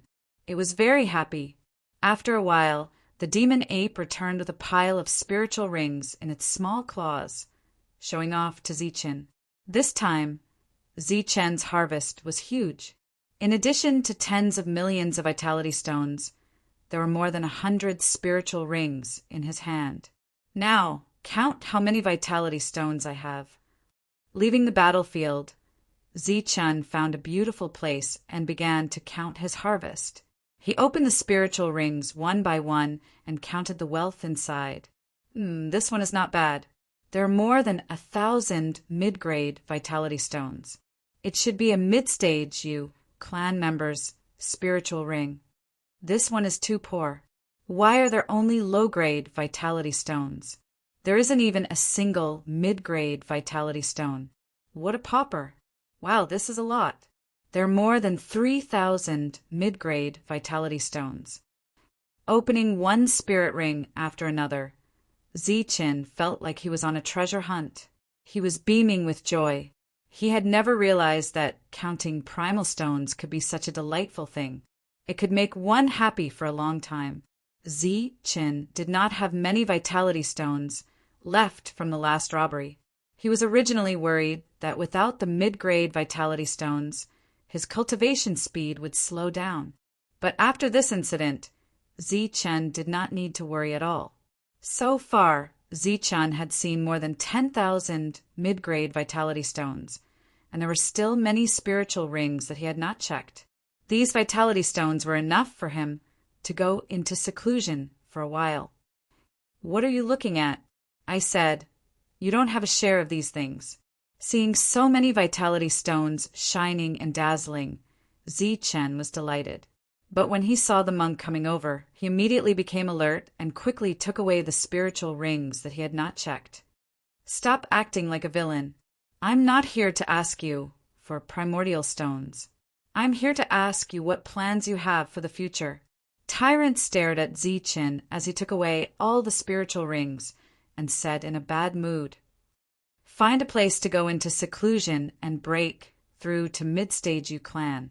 Zichen said, "You're counting on those broken vitality stones of yours to break through to mid-stage Yu clan." The monk curled his lips with disdain. "What do you mean?" Zichen looked at the monk. He had gained a lot this time, more than 10,000 mid-grade vitality stones. This was a huge number, enough for an ordinary Yu clan cultivator to break through. But Zichen was not an ordinary person. His ultimate energy was extremely pure, so the consumption of this energy was huge. The same heaven and earth spiritual chi could be easily refined by others into origin energy, but Zichen couldn't. In order to transform it into ultimate energy, he had to refine and purify it over and over again. When he obtained unparalleled battle strength, the consumption required for a breakthrough was also many times more than others. What I mean is you can go to the market with me and exchange for more mid-grade vitality stones to break through. The monk said, "Market." Zichen frowned. "That's right. It's a place for trading. You can exchange for anything. If you're lucky, you can even exchange for elixir weapons." "What? You can even exchange for elixir weapons?" Zichen was shocked. In the land of savages, even if you had enough vitality stones, you could not buy any elixir weapons. They were not for sale in the land of savages. Even in the land of chaos, Zichen found that not every nascent core old monster had an elixir weapon. In this place, Elixir weapons were still rare. Where's the market? Let's go now. Chen said anxiously. He was extremely wealthy now, and the primordial stones he had were close to 100 million. Not now. I have to go back to the Wild Wolf Valley. The monk shook his head. Why go back? To be the 8th manager again? Even if you do it for 100 years, you won't get as much as you did today. Chen curled his lips. I'll go back and take a look at the mine. I feel that there's something unusual there. The monk said solemnly. But how could Chen believe that the monk insisted on going back? He definitely had something hidden in the Wild Wolf Valley, or he had some other wicked ideas. However, Chen was determined not to go back. He wanted to buy an elixir weapon at the market the monk had mentioned. Do you think it's easy to get to the market? Not only is the journey long, there are also bandits along the way. There are even more bandits than locusts. With your strength alone, wanting to get there smoothly is simply a dream, the monk said. It's not that scary. Chen looked at the monk, trying to see if he was telling the truth from his expression. So far, in this peripheral area, I have never heard of anyone who can fly into the market alone alive, monk warned. Then how do the others get there? They travel in groups, led by nascent core old monsters. Even so, they have to encounter all kinds of battles. Is it that scary? Of course. So you should go back with me first. Then we'll explore the mine before going to the market. Chapter 428. Chen didn't listen to Tyrant's persuasion. After getting the exact location of the market, he set off for it. This was an extremely long road. If everything went smoothly, Chen would be able to reach the market in a few months. But Tyrant had clearly said that there would be a lot of bandits along the way. There were quite a few big and small factions. Even Dan Yuan old monsters might not be able to pass through smoothly. Therefore, Chen's journey was destined to not be smooth. The facts proved that this was indeed the case. On the second day, Chen encountered a group of bandits. In the Bedlam lands, those who could be called bandits were all Zephyrs. This group of 6 was clearly so. There was 1 late Zephyr, 3 mid-Zephyr, and 3 early Zephyr. The 6 surrounded Chen, killing intent surging around them. The spirit weapons in their hands flickered with cold light. Without saying much, a fierce battle broke out. This was the Bedlam lands. Everything was based on robbery. The fierce battle ended as quickly as it started. The 6 Zephyr bandits became cold corpses. Their spirit rings were taken away, and Chen left unscathed. For 3 days in a row, Chen encountered bandits. After a fierce battle, all the bandits were killed, and not a single one was left alive. In addition, Chen also made some small gains. His consumption was astonishing. Extreme energy was like a bottomless pit. Even with tens of thousands of mid-grade primordial stones, Chen couldn't maintain it for long. In these 3 days, he encountered quite a few Zephyr bandits. This gave birth to an idea in Chen's mind. After that, he changed his appearance, turning into the virtuous, unfettered cultivator. Bringing the devil ape with him, he cultivated at night and hurried along during the day. He swaggered without any intention of hiding his tracks. During this period, whenever he found traces of bandits, he would deliberately stay for a while until the bandits appeared. Haha, a mere early Zephyr dares to come out alone, simply courting death. Go, kill him.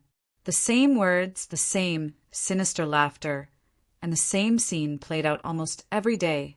Seeing the bandits, Chen seemed to have turned into a demon, running to the world to reap life after life. All the bandits were killed, not a single one was left alive. That was the rule of the Fringe. The strong lived and the weak died. And Chen had displayed his ruthless and decisive side. Chen moved forward amidst the slaughter.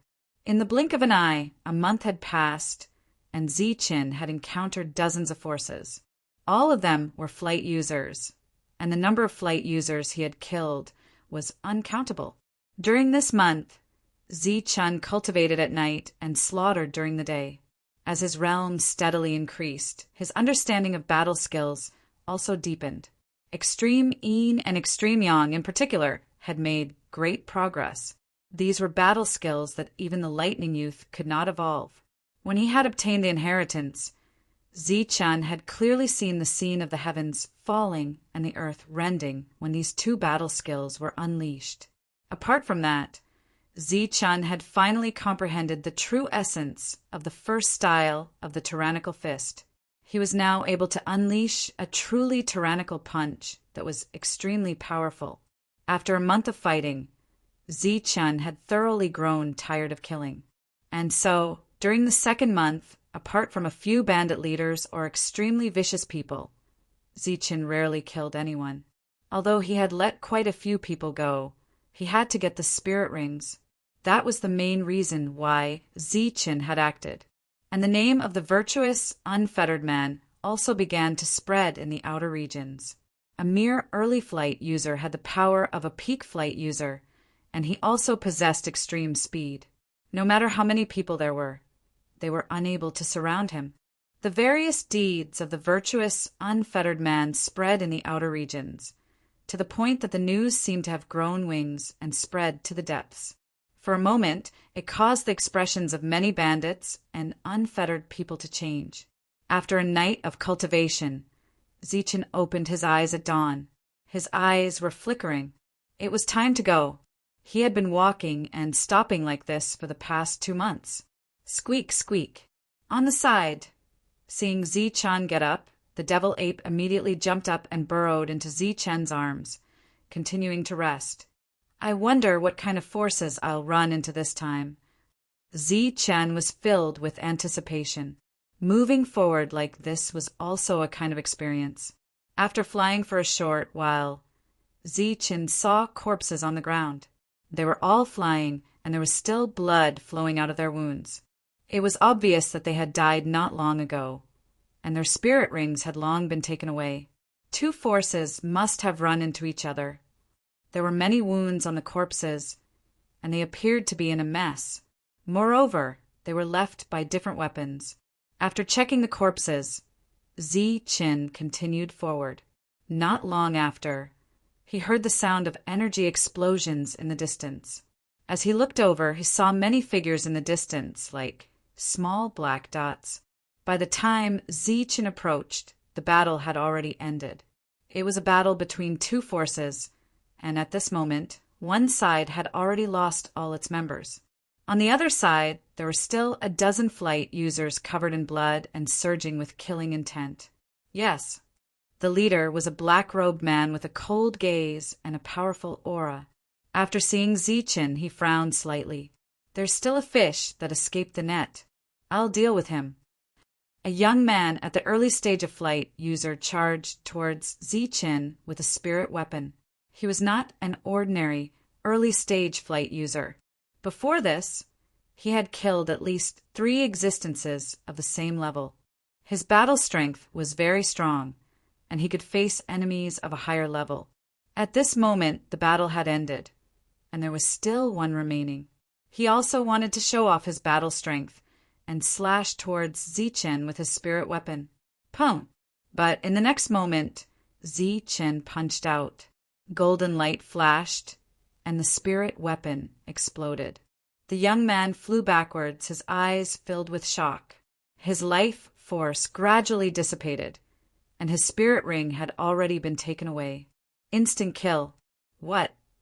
The others' expressions changed, and their eyes were filled with shock. To shatter a spirit weapon in one strike and kill an extraordinary expert of the same level. This battle strength was shocking. Zi-Chun stood in the air, his robes flashing. With a cold expression, he said, "Hand over the spirit ring, and I'll spare your lives." Stinky Taoist, you sure are confident. A mere early-stage flight user dares to boast shamelessly. Who do you think you are? A late-stage flight user shouted, his eyes flashing coldly. He held a long blade in his hand, and his body was stained with blood. It was obvious that he had killed many people. The opponent could kill an early-stage flight user in one strike so he was naturally not weak. At this moment, other than the late-stage flight user, the others did not dare to speak. Zichen frowned, and a cold light flashed in his eyes. Stinky Taoist die. As soon as the words fell, killing intent surged, and the late-stage flight user charged towards Zichen. A blade light like a waterfall fell from the sky, bringing with it a terrifying aura. The late-stage powerhouse had a sinister smile on his face. His body was stained with blood, and there was a murderous aura on his body. With the same move, he had killed countless early-stage flight user existences. But this time, boom! Zichen threw out a punch. Golden light flashed, and the waterfall blade light was instantly shattered.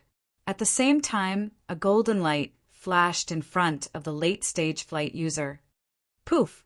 With a soft sound, a head flew up, and the body of the late-stage flight user fell from the sky. In a simple exchange, the late-stage flight user was killed. What? He killed a late-stage flight user in one move? How is this possible? Everyone was shocked, and their eyes were filled with disbelief. The few late-stage flight user who had a mocking look on their faces before were even more shocked at this moment, as if they were facing a great enemy. You are not from the flying water cave. Are you the virtuous, loose cultivator? Suddenly, a horrified voice was heard. The flying water cave was the force that these dead flight users belonged to. It was a small force that was not worth mentioning, and had been wiped out today. They thought that the opponent was from the flying water cave. But to be able to kill a late-stage flight user in one move, such a powerhouse was obviously not something that a small force like the flying water cave could have. What? The virtuous loose cultivator? The one who scared hundreds of flight users with his own strength? Everyone exclaimed, their faces full of disbelief. Recently, the virtuous loose cultivator's reputation had spread. Almost every bandit force had heard of him.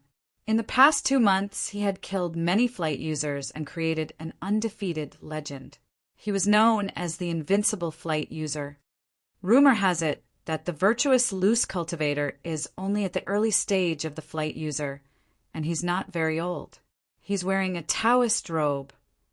Everyone looked at Zichen and found that he was very similar to the virtuous loose cultivator in the rumors. Cut the crap. Hand over the spirit ring, and I'll spare your lives. Zichen's voice was cold as he looked down at everyone and repeated, It really is him.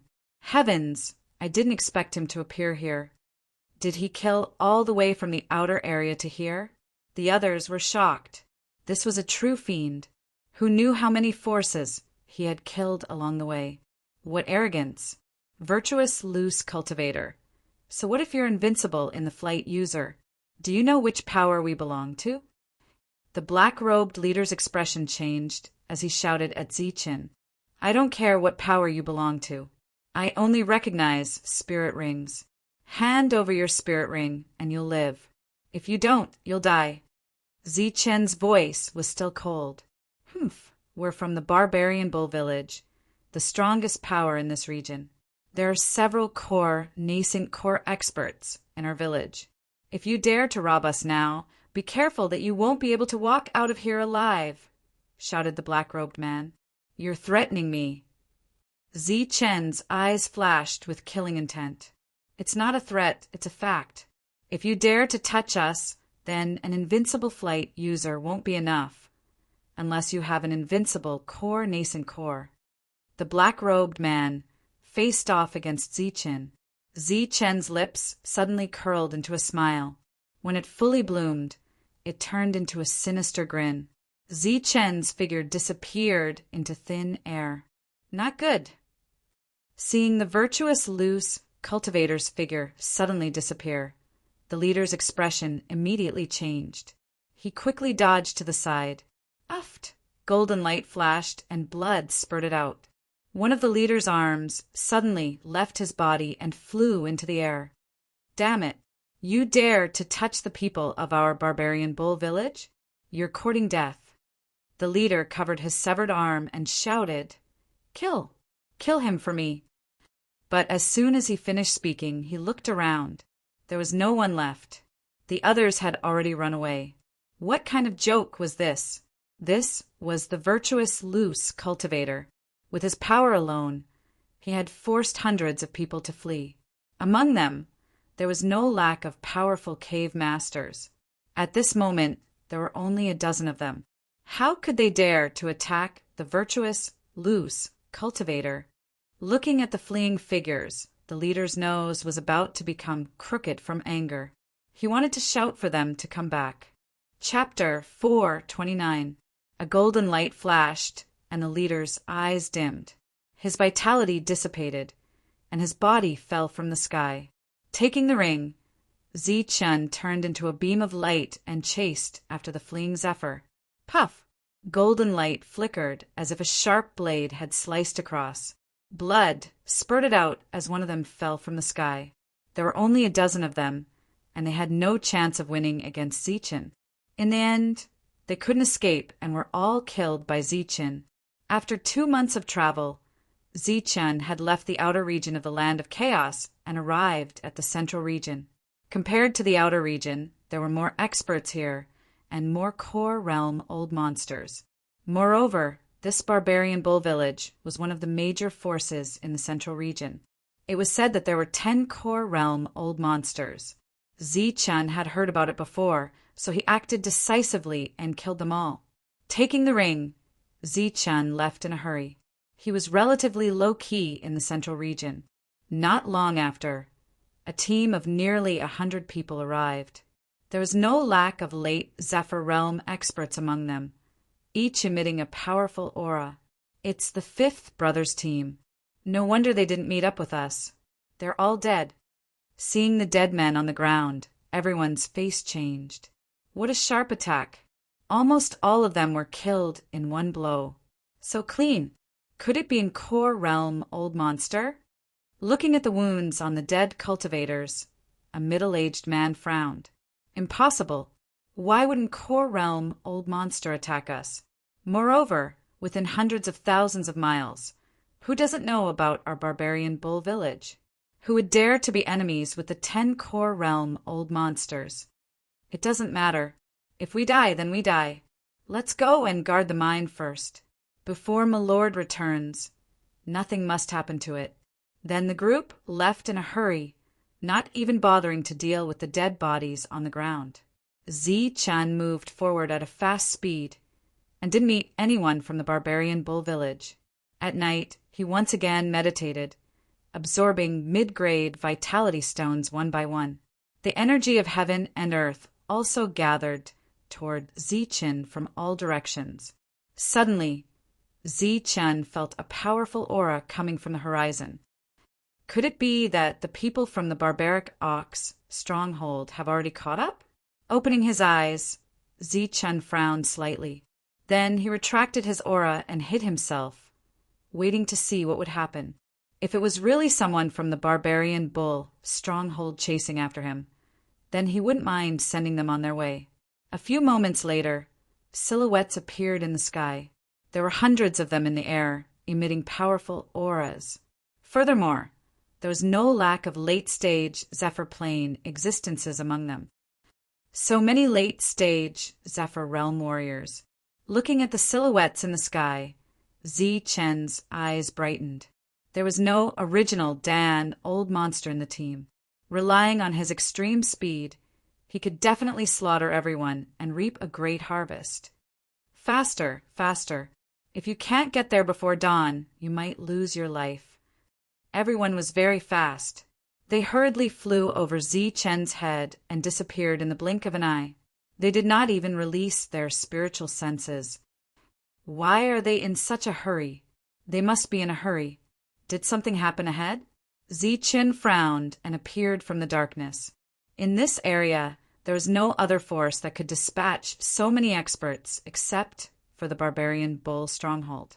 It could be said that the barbarian bull stronghold was the true overlord of this area. The 10 original Dan old monsters had intimidated everyone. That night, Zichun was cultivating. After dawn, he got up and set off, but intentionally or unintentionally, he went in the direction where the people from the barbarian bull stronghold left last night. Along the way, Zi-chun did not encounter any other bandits. This area seemed to be completely quiet. Zi-chen's intuition told him that there must be something strange. On the evening of the second day, Zi-chun once again sensed the presence of cultivators. It's them. It was the Zephyr plane that he saw that night in a hurry. Now, they were hiding in the surroundings and were detected by Zi-chen's powerful spiritual senses. Night soon fell. Taking advantage of the darkness, Zi-chen carefully avoided the hidden cultivators and went deeper. After about a few miles, he stopped, because with his powerful spiritual senses, Zi-chen found that there were too many cultivators hiding in front of him. It was impossible to pass through. Once he went deeper, he would definitely be discovered. Little guy, go ahead and take a look. Zi-chen took the little guy out of his arms and used voice transmission to signal him to go forward. The little guy's eyes were hazy. After hearing Zi-chen's words, he nodded his little head and patted his chest, as if to say, "Leave it to me." After that, he was like a rubber ball, rolling forward in the night. He merged with the night, and even if spiritual senses swept past, they would not be able to detect him. What is this place? There are so many Zephyr planes guarding it, and they look so alert. Could there be something inside? Zi-chen frowned and pondered. There were far more than 100 hidden Zephyr planes. Such a formation inevitably made Zi-chen speculate. Not long after, the little guy rolled back and gestured at Zi-chen with his little hand, his eyes shining. "What, you said this is a mineral vein?" Zi-chen was shocked. The little guy nodded and gestured again, indicating that this was a very large mineral vein. "How big is it?" Zi-chen asked. The little guy responded again. It was several times bigger than the Dark Wind Cave's mineral vein. Such a large mineral vein. Shouldn't there be a primary core old monster guarding it? Why are there so many Zephyr planes guarding it, and all of them are so alert, as if a great battle is about to happen? Is someone going to attack this mineral vein? Zi-chen clicked his tongue. But who would dare to touch the things of the 10 primary core old monsters? Zi-chen did not believe that in such a large mineral vein, there would be no primary core old monster guarding it. After thinking for a long time, Zi-chen still could not figure it out, so he decided to stay and observe for a while. When the sky was bright, Zi-chen retreated to the outskirts of the city. He carefully surveyed his surroundings. Every night he would continue to sneak in. Several days passed in a row, but nothing unusual happened. Zi-chen was a little impatient. If he did not feel that the Zephyr planes had become more nervous, Zi-chen would have left long ago. Now, at night, there were Zephyr planes patrolling the sky. Their huge spiritual sense spread out, sweeping everything in the mountain range. In addition, there were also cultivators patrolling during the day. Zi-chen retreated far away, quietly observing the changes. 2 days later, he found traces of humans in the distance. In order not to alert the enemy, the Devil 8 moved out again, and then brought back a shocking news. "What? There are hundreds of Zephyr planes?" Zi-chen's expression changed. It seemed that there was really going to be a great battle. Moreover, it was the most Zephyr planes Zi-chen had ever seen in a battle. There should be more than 1,000 of them. Zi-chen finally understood why only a few of the monsters from the savage land could return alive. In here, no matter how strong you were, if you were attacked by hundreds of Zephyr planes, you would die without a doubt, unless you were like Zi-chen, who had the world's fastest speed and powerful physical defense. If there is a Zephyr plane battle, then there is a battle between Zephyr plane old monsters. This should be a great power, not weaker than the barbarian bull village that has taken a fancy to this load. Zi-chen thought, suspecting that he might have seen a battle between 20 Zephyr plane old monsters, 10 Zephyr plane old monsters, and hundreds of Zephyr planes. Is it just for a load of yuan stones? Back then, the load of yuan stones in Dark Wind Cave only had close to 100 million, and it was deliberately placed there. Obviously, the majority had been taken away. Although this load was larger than Darkwind Caves, with Zephyr Plain old monsters overseeing it, as long as it was not a trap, there would not be many Yuan stones. It was obviously not worth it to send so many experts. Suddenly, a thought flashed in Zi Chen's mind. Could it be that this isn't a Yuan stone load? In the Chaos Lands, Yuan stones loads were precious, but there were also things that were far more valuable. For example, the ores used to refine pill weapons were far more valuable than Yuan stones. For example, if a diamond lode was discovered, it would shake the world. Thinking of that, Zi Chen became excited. Perhaps this lode really did contain some precious ores, and the materials it produced were the materials needed to refine pill weapons. That would explain why another power was willing to pay such a huge price to attack this lode. Zi Chen waited patiently at the periphery for 2 days. On the night of the 3rd day, that group of people spread out, attacking the lode from all directions. Enemy attack. Defend the lode. Along with an ear-piercing shriek, a fierce, chaotic battle began. In the dark night, streaks of light appeared, followed by a series of explosions. The sky shattered due to the terrifying energy explosion, and waves of energy, fluctuations spread out in all directions. Haha, Barbarian Bull Stronghold people. I wonder how many Daluo silver crystals you've mined these days.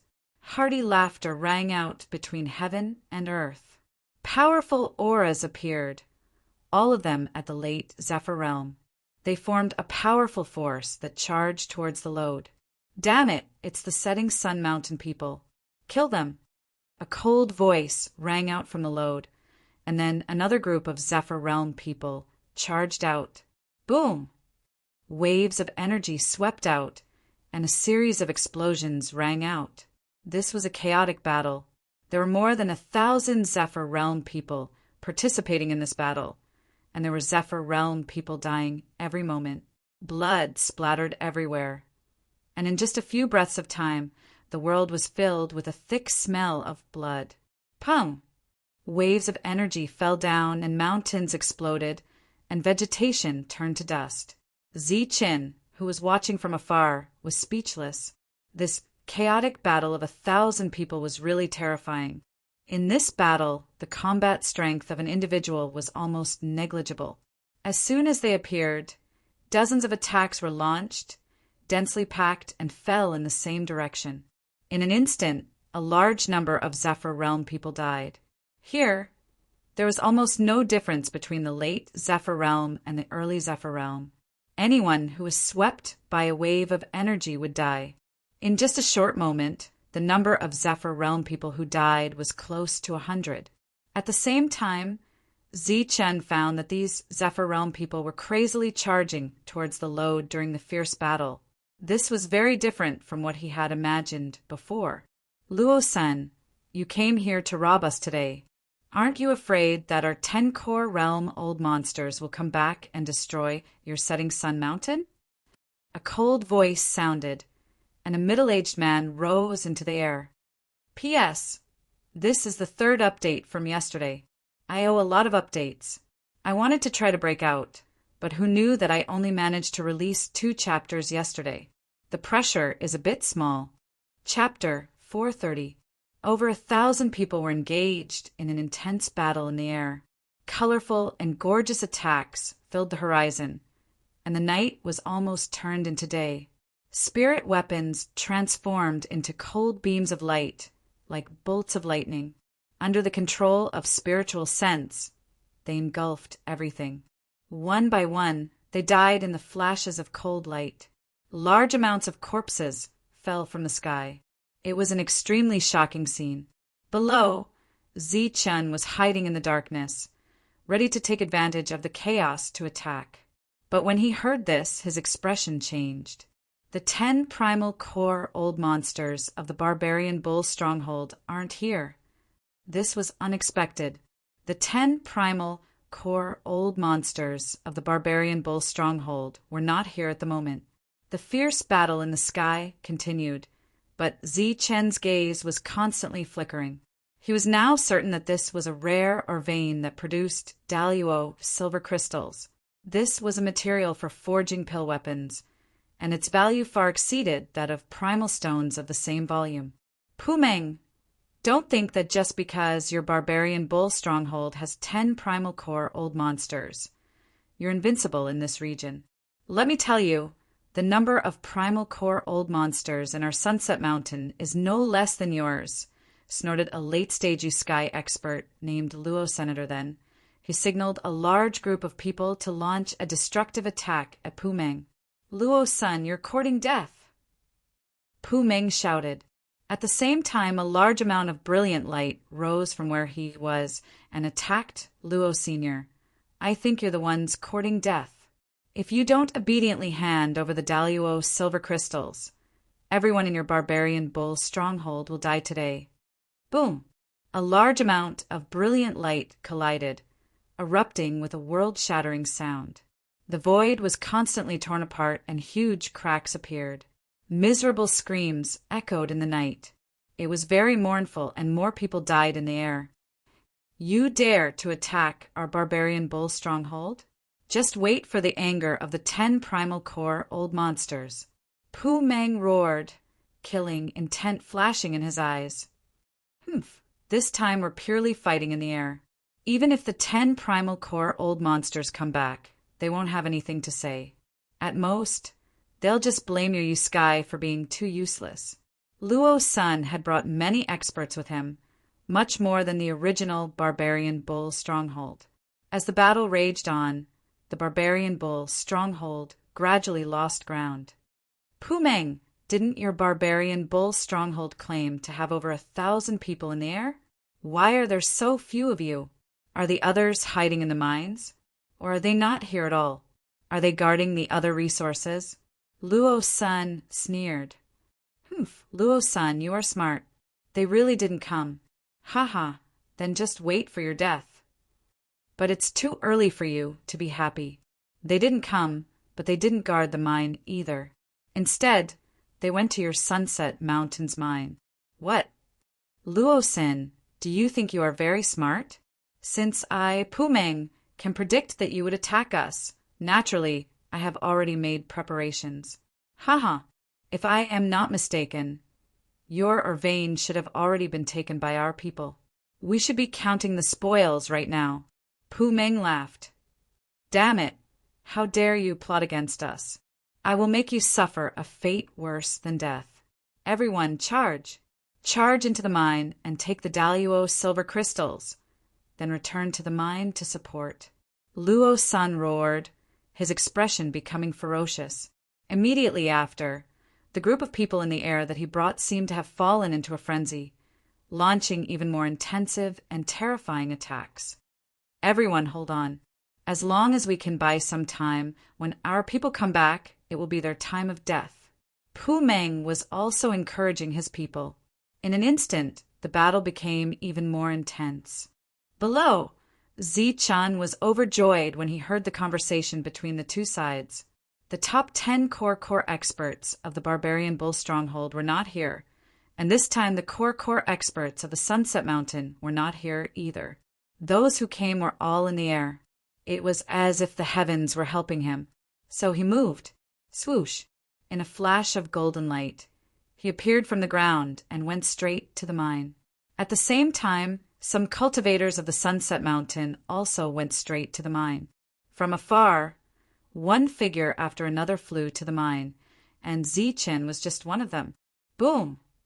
The fierce battle broke out again, and a large number of attacks drowned the direction where Zi-chan was.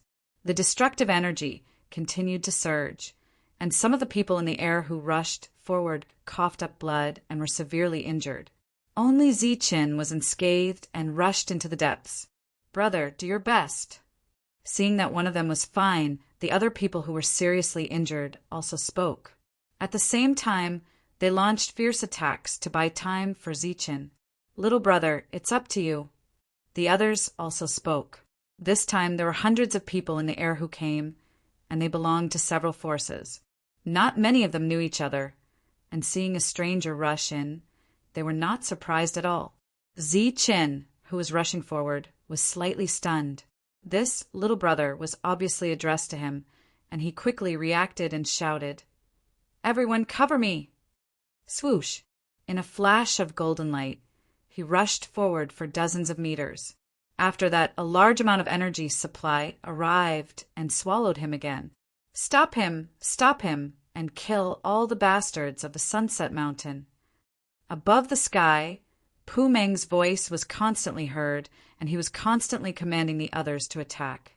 Next to Ziqin, the people in the air died one after another, and he was also dodging between the various energy attacks. Although he was lucky to not die, his body was covered in wounds, and his clothes were torn in many places. Go quickly! Little brother will cover you. Go in quickly. At the same time, there were more people in the air protecting Ziqin, allowing him to move forward. It had to be said that it was a miracle for an early-stage Zephyr to be able to survive until now. And this miracle kept happening. He was the weakest in the group, but he was the one who approached the entrance of the mine the fastest. In the sky, Luo Sen saw this scene, and his face was filled with joy.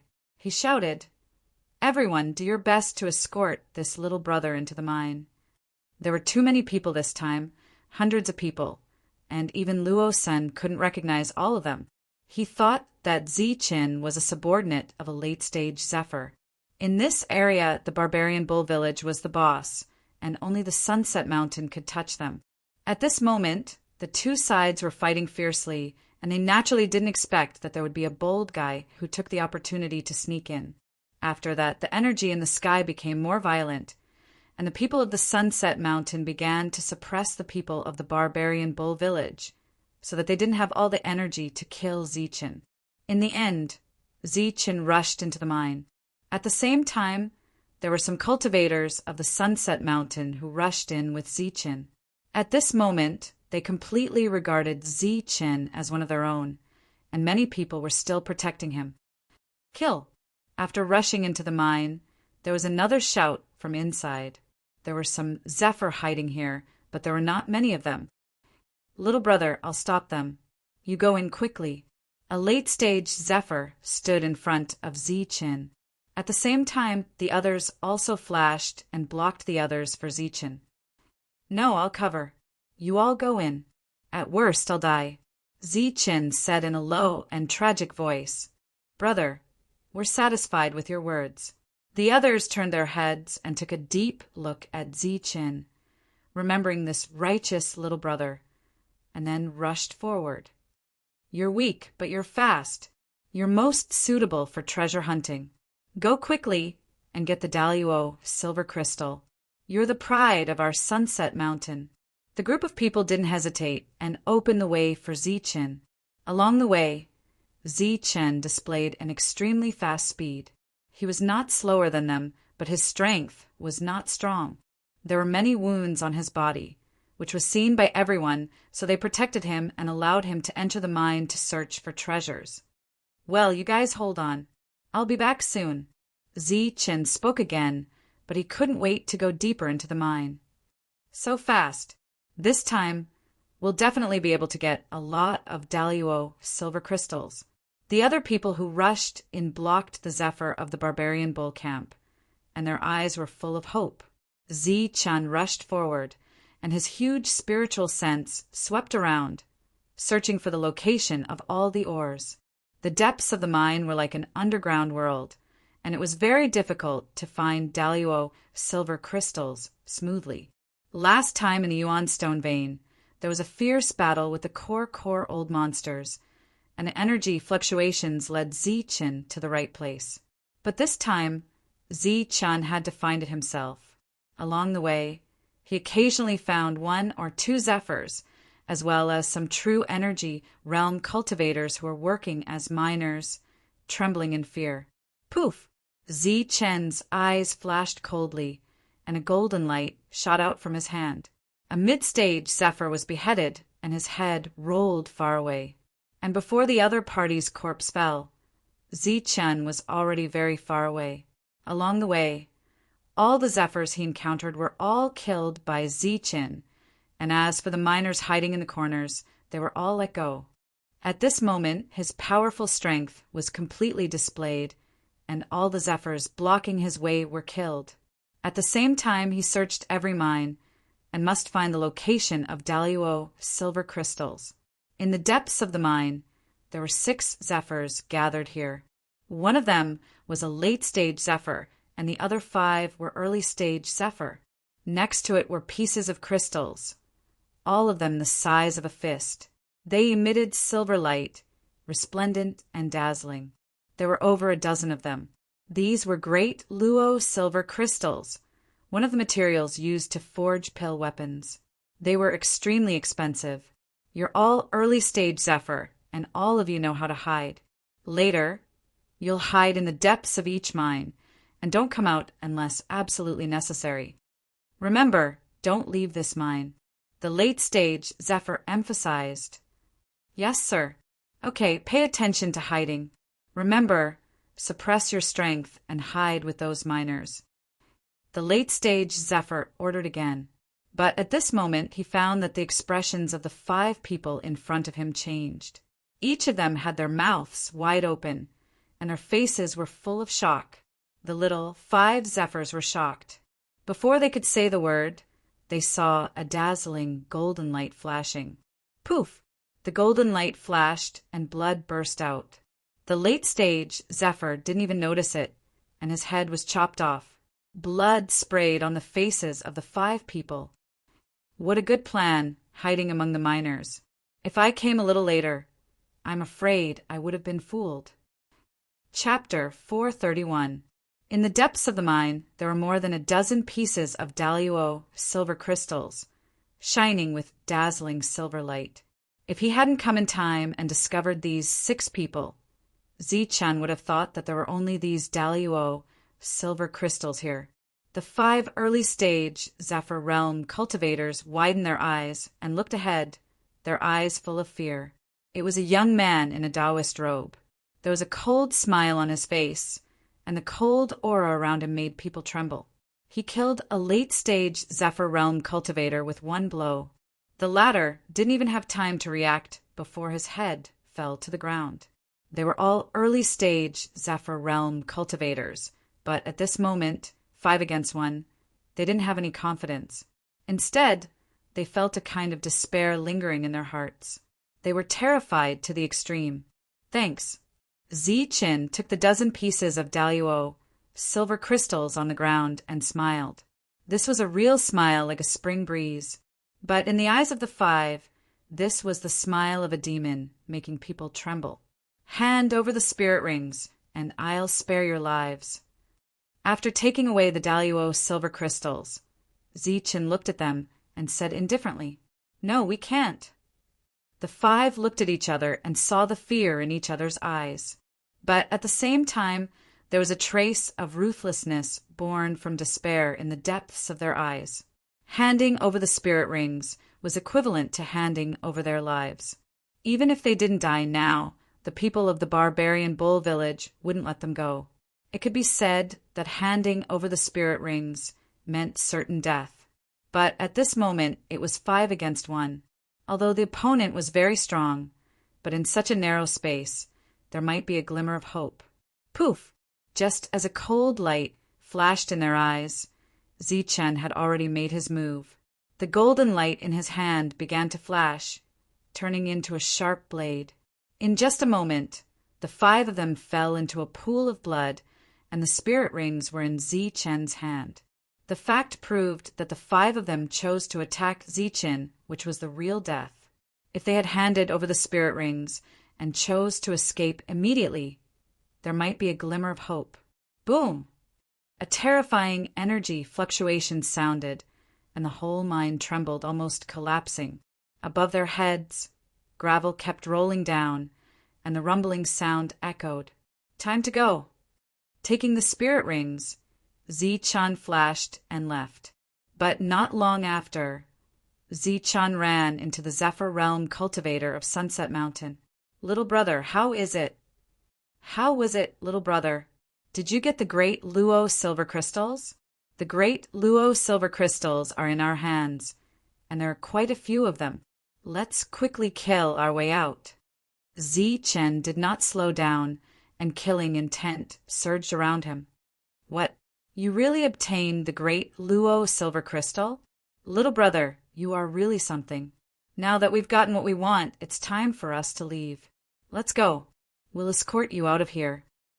They had the advantage in terms of numbers. During the fierce battle, many people from the Sunset Mountain had killed their way in. Moreover, they had searched for a while, but to no avail. When they heard that Chen had obtained the great Luo silver crystal, they were extremely excited. Then they protected Chen as they rushed out of the mine. Along the way, they were more scared than hurt. Several big battles broke out. Besides Chen, 5 or 6 people were killed in the air before they finally rushed out of the mineral vein. In the outside world, the chaotic battle was still going on. There was almost a layer of dead airmen on the ground. Above the firmament, there were still many people fighting fiercely in the air. This was the real main battlefield. Lord Luo's son, the great Luo silver crystals are in our hands. Let's quickly return to the mineral vein to support our brothers. Chen had just charged out when he shouted at the sky, his voice rumbling like thunder. Because of Chen's words, the intense battle paused for a moment. Everyone subconsciously looked at Chen, wanting to see who had obtained the great Luo silver crystal. Unfortunately, they could only see a ball of golden light. They were unable to see Chen's appearance. Ah, people from the Sunset Mountain, our barbarian bull stronghold is irreconcilable with you. You snatched our great Luo silver crystals, so just wait to suffer the wrath of the barbarian bull stronghold. Pu Meng roared, his voice filled with unwillingness. At the same time, the barbarian bull stronghold side was surging with killing intent. Haha, good. The great Luo silver crystals are in our hands. Let's retreat and quickly return to the mineral vein. Luo Sen only saw Chen's back. He didn't recognize that golden figure.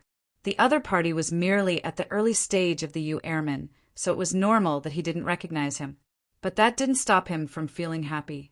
After that, the Sunset Mountain's forces began to retreat, heading straight for their mineral vein. Chase! We must stop them and delay them, so that our people can snatch the Yuan stones. Pu Meng roared, his eyes flashing with killing intent. He led the barbarian bull stronghold in pursuit. Quick!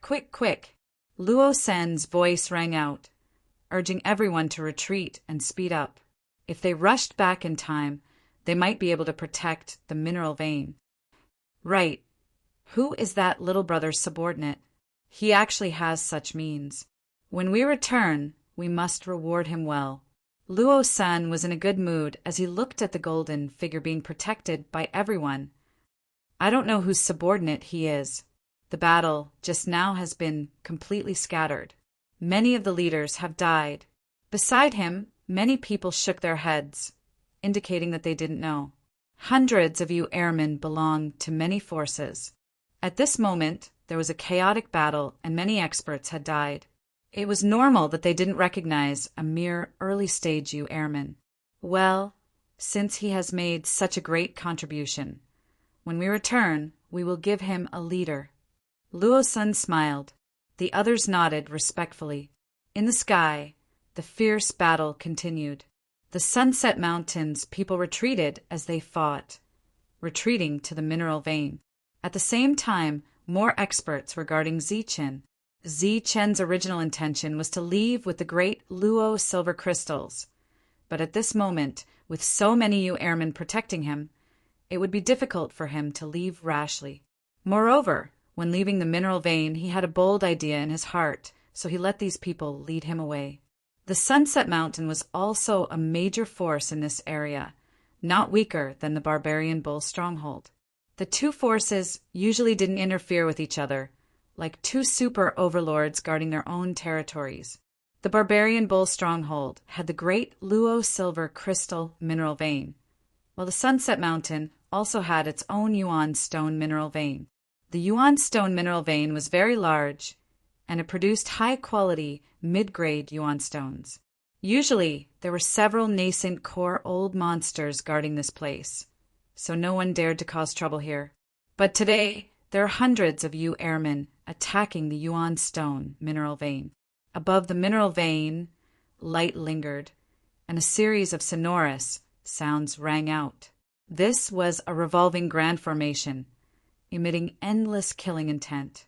And in the grand formation, there were densely packed figures, each with the strength of you airmen. They launched a series of fierce attacks, wanting to shatter the grand formation. Under the energy attacks, the entire grand formation trembled, and rays of light circulated, rumbling. Damn it! I didn't expect the barbarian bull's stronghold to be so despicable. The leader of the Yuan Stone mineral vein looked at the imminent danger of the grand formation, his expression unsightly. Luo Sen had already led his people to fight for the great Luo silver crystals, so there weren't many people left for him. But he had never imagined that the barbarian bull's stronghold would actually fight for the Yuan stones at this time. "Sir, the grand formation is about to break," reported one of his subordinates. "Tell them to hold on.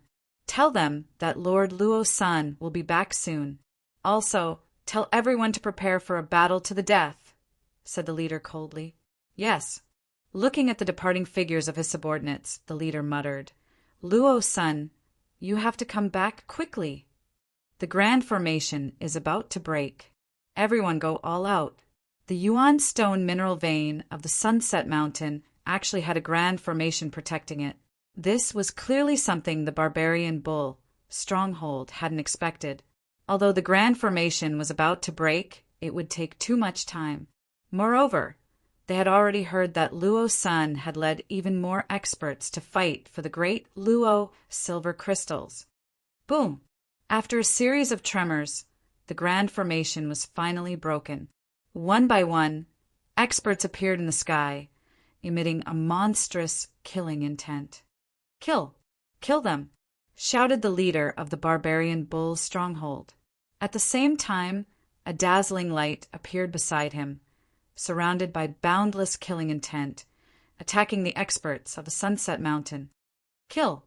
The experts of the Sunset Mountain were also prepared. The moment the grand formation was broken, they launched a devastating attack. In an instant, a fierce battle broke out. A large number of casualties occurred once again. Corpses fell from the sky, one after another.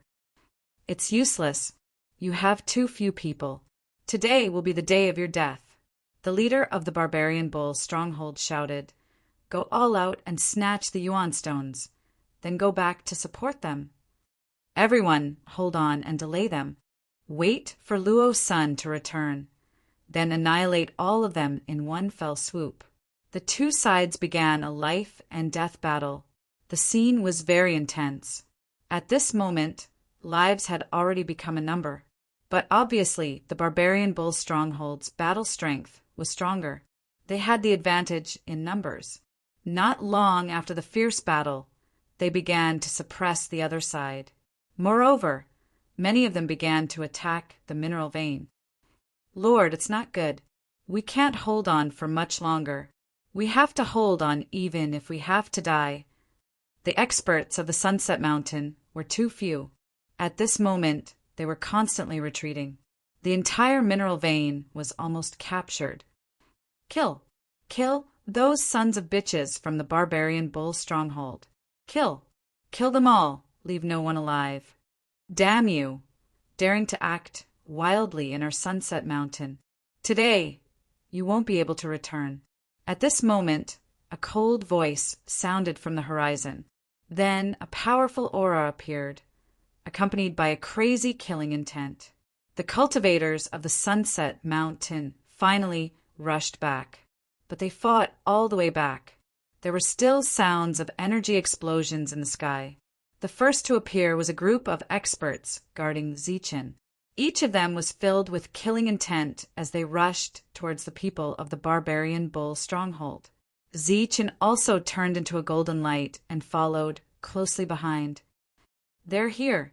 Our people are here. Lord Luo San is back. Kill! Let's kill these sons of bitches. With the arrival of reinforcements, the morale of the cultivators guarding the primordial stone vein was completely boosted. Each one of them erupted and attacked fiercely. Kill! Kill those bastards of the Sunset Mountain. I, Pumeng, am here. Kill! Kill these bastards. Deafening shouts sounded. Pumeng of the barbarian bull stronghold also arrived. He led a large group of cultivators and chased them all the way here. In an instant, the cultivators of the Sunset Mountain clashed again. Little brother, go hide in the mineral vein first. You must be careful. One of the leaders of the Sunset Mountain shouted. Zi Chen also had the same intention. He turned into a ray of light and rushed towards the mineral vein. Don't stop him. Let him go in. At the same time, many cultivators of the Sunset Mountain transmitted their voice to each other. Thus, Zi-chan smoothly entered the mineral vein under the escort of several cultivators of the Sunset Mountain.